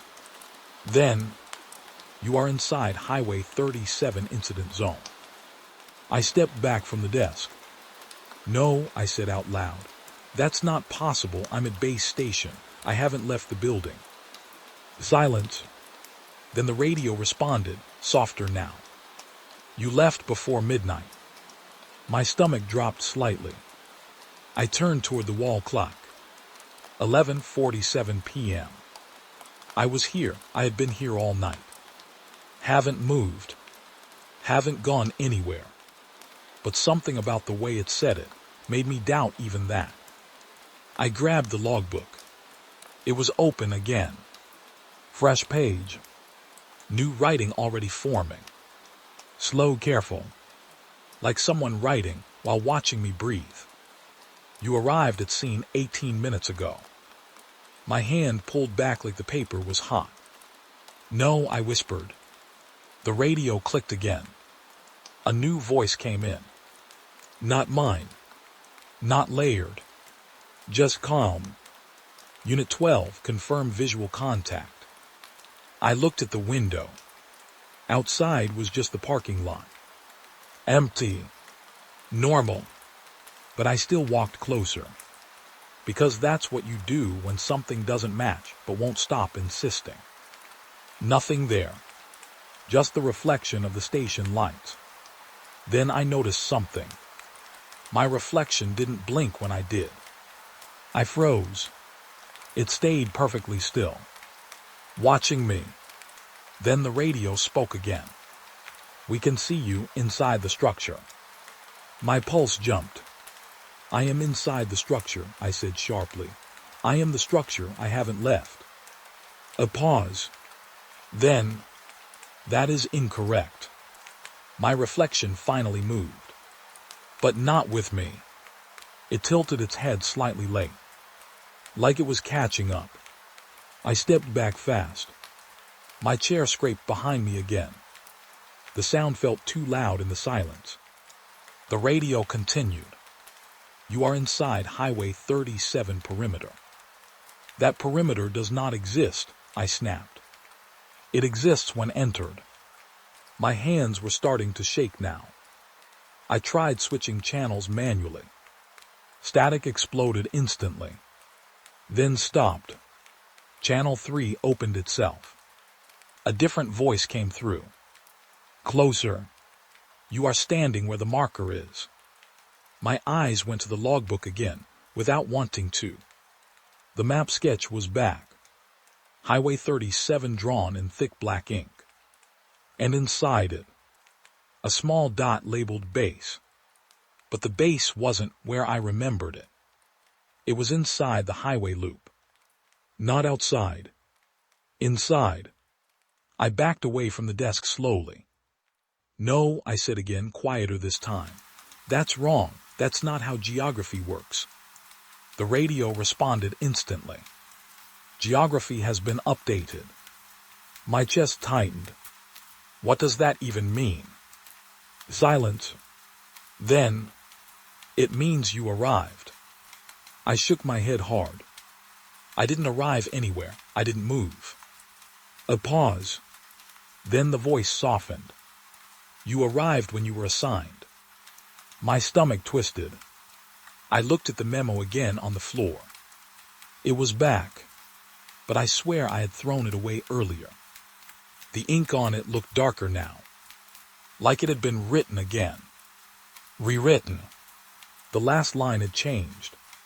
You reported for duty at 11:28 p.m. I stared at it. That wasn't true. I remember sitting here at 11:28. I remember logging dispatch. I remember. My memory slipped slightly, like something tried to tug it away. The radio crackled again. This time urgent. You are not responding correctly. I stepped back. Correctly to what? A long pause. Then, to being on scene. My breath felt too loud. I turned toward the window again. The parking lot outside was no longer empty. A patrol vehicle was parked there. Headlights off. Engine cold. I frowned. That wasn't there a minute ago. I walked closer. Slow. Careful. My reflection followed me in the glass, but again slightly delayed. The vehicle looked familiar. Too familiar. My unit number was painted on the side. Unit 12. I stopped walking. That vehicle is retired, I said out loud. The radio responded instantly. It is active when required. I shook my head. No, it's not. That unit was decommissioned months ago. Silence. Then the voice came back. You are currently inside it. My heart dropped. I looked around the station room again. The walls felt closer. The ceiling slightly lower. The hum of electricity was gone. Even the clock had stopped ticking. I turned back to the window. The reflection of the station wasn't matching the room anymore. The angles were wrong. The desk was facing a different direction in the reflection. The radio spoke again. Unit 12 confirmed status. I didn't answer. The reflection answered instead. I am on scene. My mouth went dry. No, I whispered. The reflection turned its head slowly toward me and smiled. Not wide, just enough to confirm recognition. Then the radio changed tone completely. Not mechanical, not layered, personal. You're doing well. My knees went slightly weak. I grabbed the edge of the desk. Who is this? I asked. A pause. Then the answer came. Calm, familiar, like it had always been there. You already know. The logbook flipped a page on its own. New writing appeared instantly. Faster this time. No hesitation. You are now part of active incident response. The radio clicked once, then added softly, "Welcome to Highway 37. And outside the window, the patrol vehicle headlights turned on by themselves. The radio was already speaking when I picked it up. Not static, not silence. A voice. Clear, calm, too calm. Unit check. Roll call for Highway 37 response team. I froze with my hand halfway to the console. My chair felt suddenly smaller, like the room had shifted around me while I wasn't looking. I looked at the clock. 02:13. No roll call was scheduled. Not for Highway 37. Not since the incident reports started piling up and the route got marked restricted. I leaned closer to the speaker. "Dispatch," I said slowly. "Repeat last transmission." A pause. Then the voice came back, softer this time, almost patient. "Unit check. Confirm all personnel assigned to Highway 37. My throat tightened. I checked the board on the wall. Names, status lights, everything where it should be. Except it was. 2 names were already marked green that I remembered seeing gray earlier. And one name, Officer Dane Mercer, was blinking like it couldn't decide if it belonged there or not. Dane was missing. Officially missing. For 6 days. I reached for the main logbook. The paper felt damp even though the room was dry. And then I heard something else under the radio. Breathing. Not from the speaker. From behind me. I turned fast. Nothing. Just the empty corridor outside the dispatch room. Fluorescent light buzzing like it was tired of staying awake. I forced myself back to the radio. "Dispatch," I said again, trying to sound normal. "There is no active roll call for Highway 37. Confirmed source of transmission." A longer pause this time. Too long. Then, "Roll call is mandatory." My fingers went cold on the mic.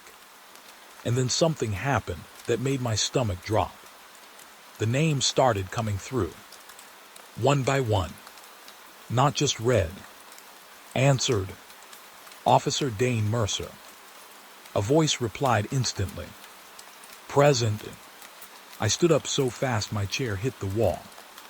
That voice, it wasn't on any channel I recognized. And it sounded exactly like Dane. But Dane had vanished in Hollow Creek. We had the footage, the broken radio, the empty vehicle. I leaned in closer to the console. "Stop this," I whispered. "This is not an active channel." The radio didn't respond to me. It continued. Officer Leela Grant. Silent. Then a reply. Present. I blinked hard. Leela was alive. She was in the building. I had seen her just before shift change. I grabbed the intercom. "Leela, if you can hear this, respond immediately." No answer. Only the roll call continued. Officer Mason Cole. A crackle. Then another voice. Present. That voice was wrong. Because Mason was still on leave. He wasn't even assigned tonight. I backed away from the console slowly, like it might reach out and grab me if I moved too fast. The lights above flickered once. Just once. But in that single flicker, I saw something I shouldn't have. Shadows standing in the hallway outside. Not moving. Waiting. And then gone again when the light stabilized. My pulse was hammering now. I grabbed the radio mic again. "Dispatch to all units," I said firmly. "This roll call is unauthorized. Identify controlling operator immediately." The reply came instantly. Not from dispatch. From the system itself. "Control is on scene." My mouth went dry. On scene. There was no unit assigned on Highway 37. Not anymore. I forced myself to look at the map board again. And that's when I noticed it. Highway 37 wasn't just highlighted anymore. It was expanding. Slowly, like ink spreading through paper. The line on the map was no longer fixed. It was growing outward, curling into areas that didn't exist on any official chart. And right at the center of it, a blinking dot, marked dispatch. My station. I stepped back. No, I whispered. No, no, no. The radio crackled again. Unit check-in complete. One name missing. I didn't speak, but I already knew what it was going to say. Dispatcher on duty. A pause. Then my own voice came through the speaker. Clear. Perfect. Too perfect. Present. I dropped the mic. It hit the desk hard, but the sound felt distant, like it belonged to another room. My reflection in the glass of the console looked wrong.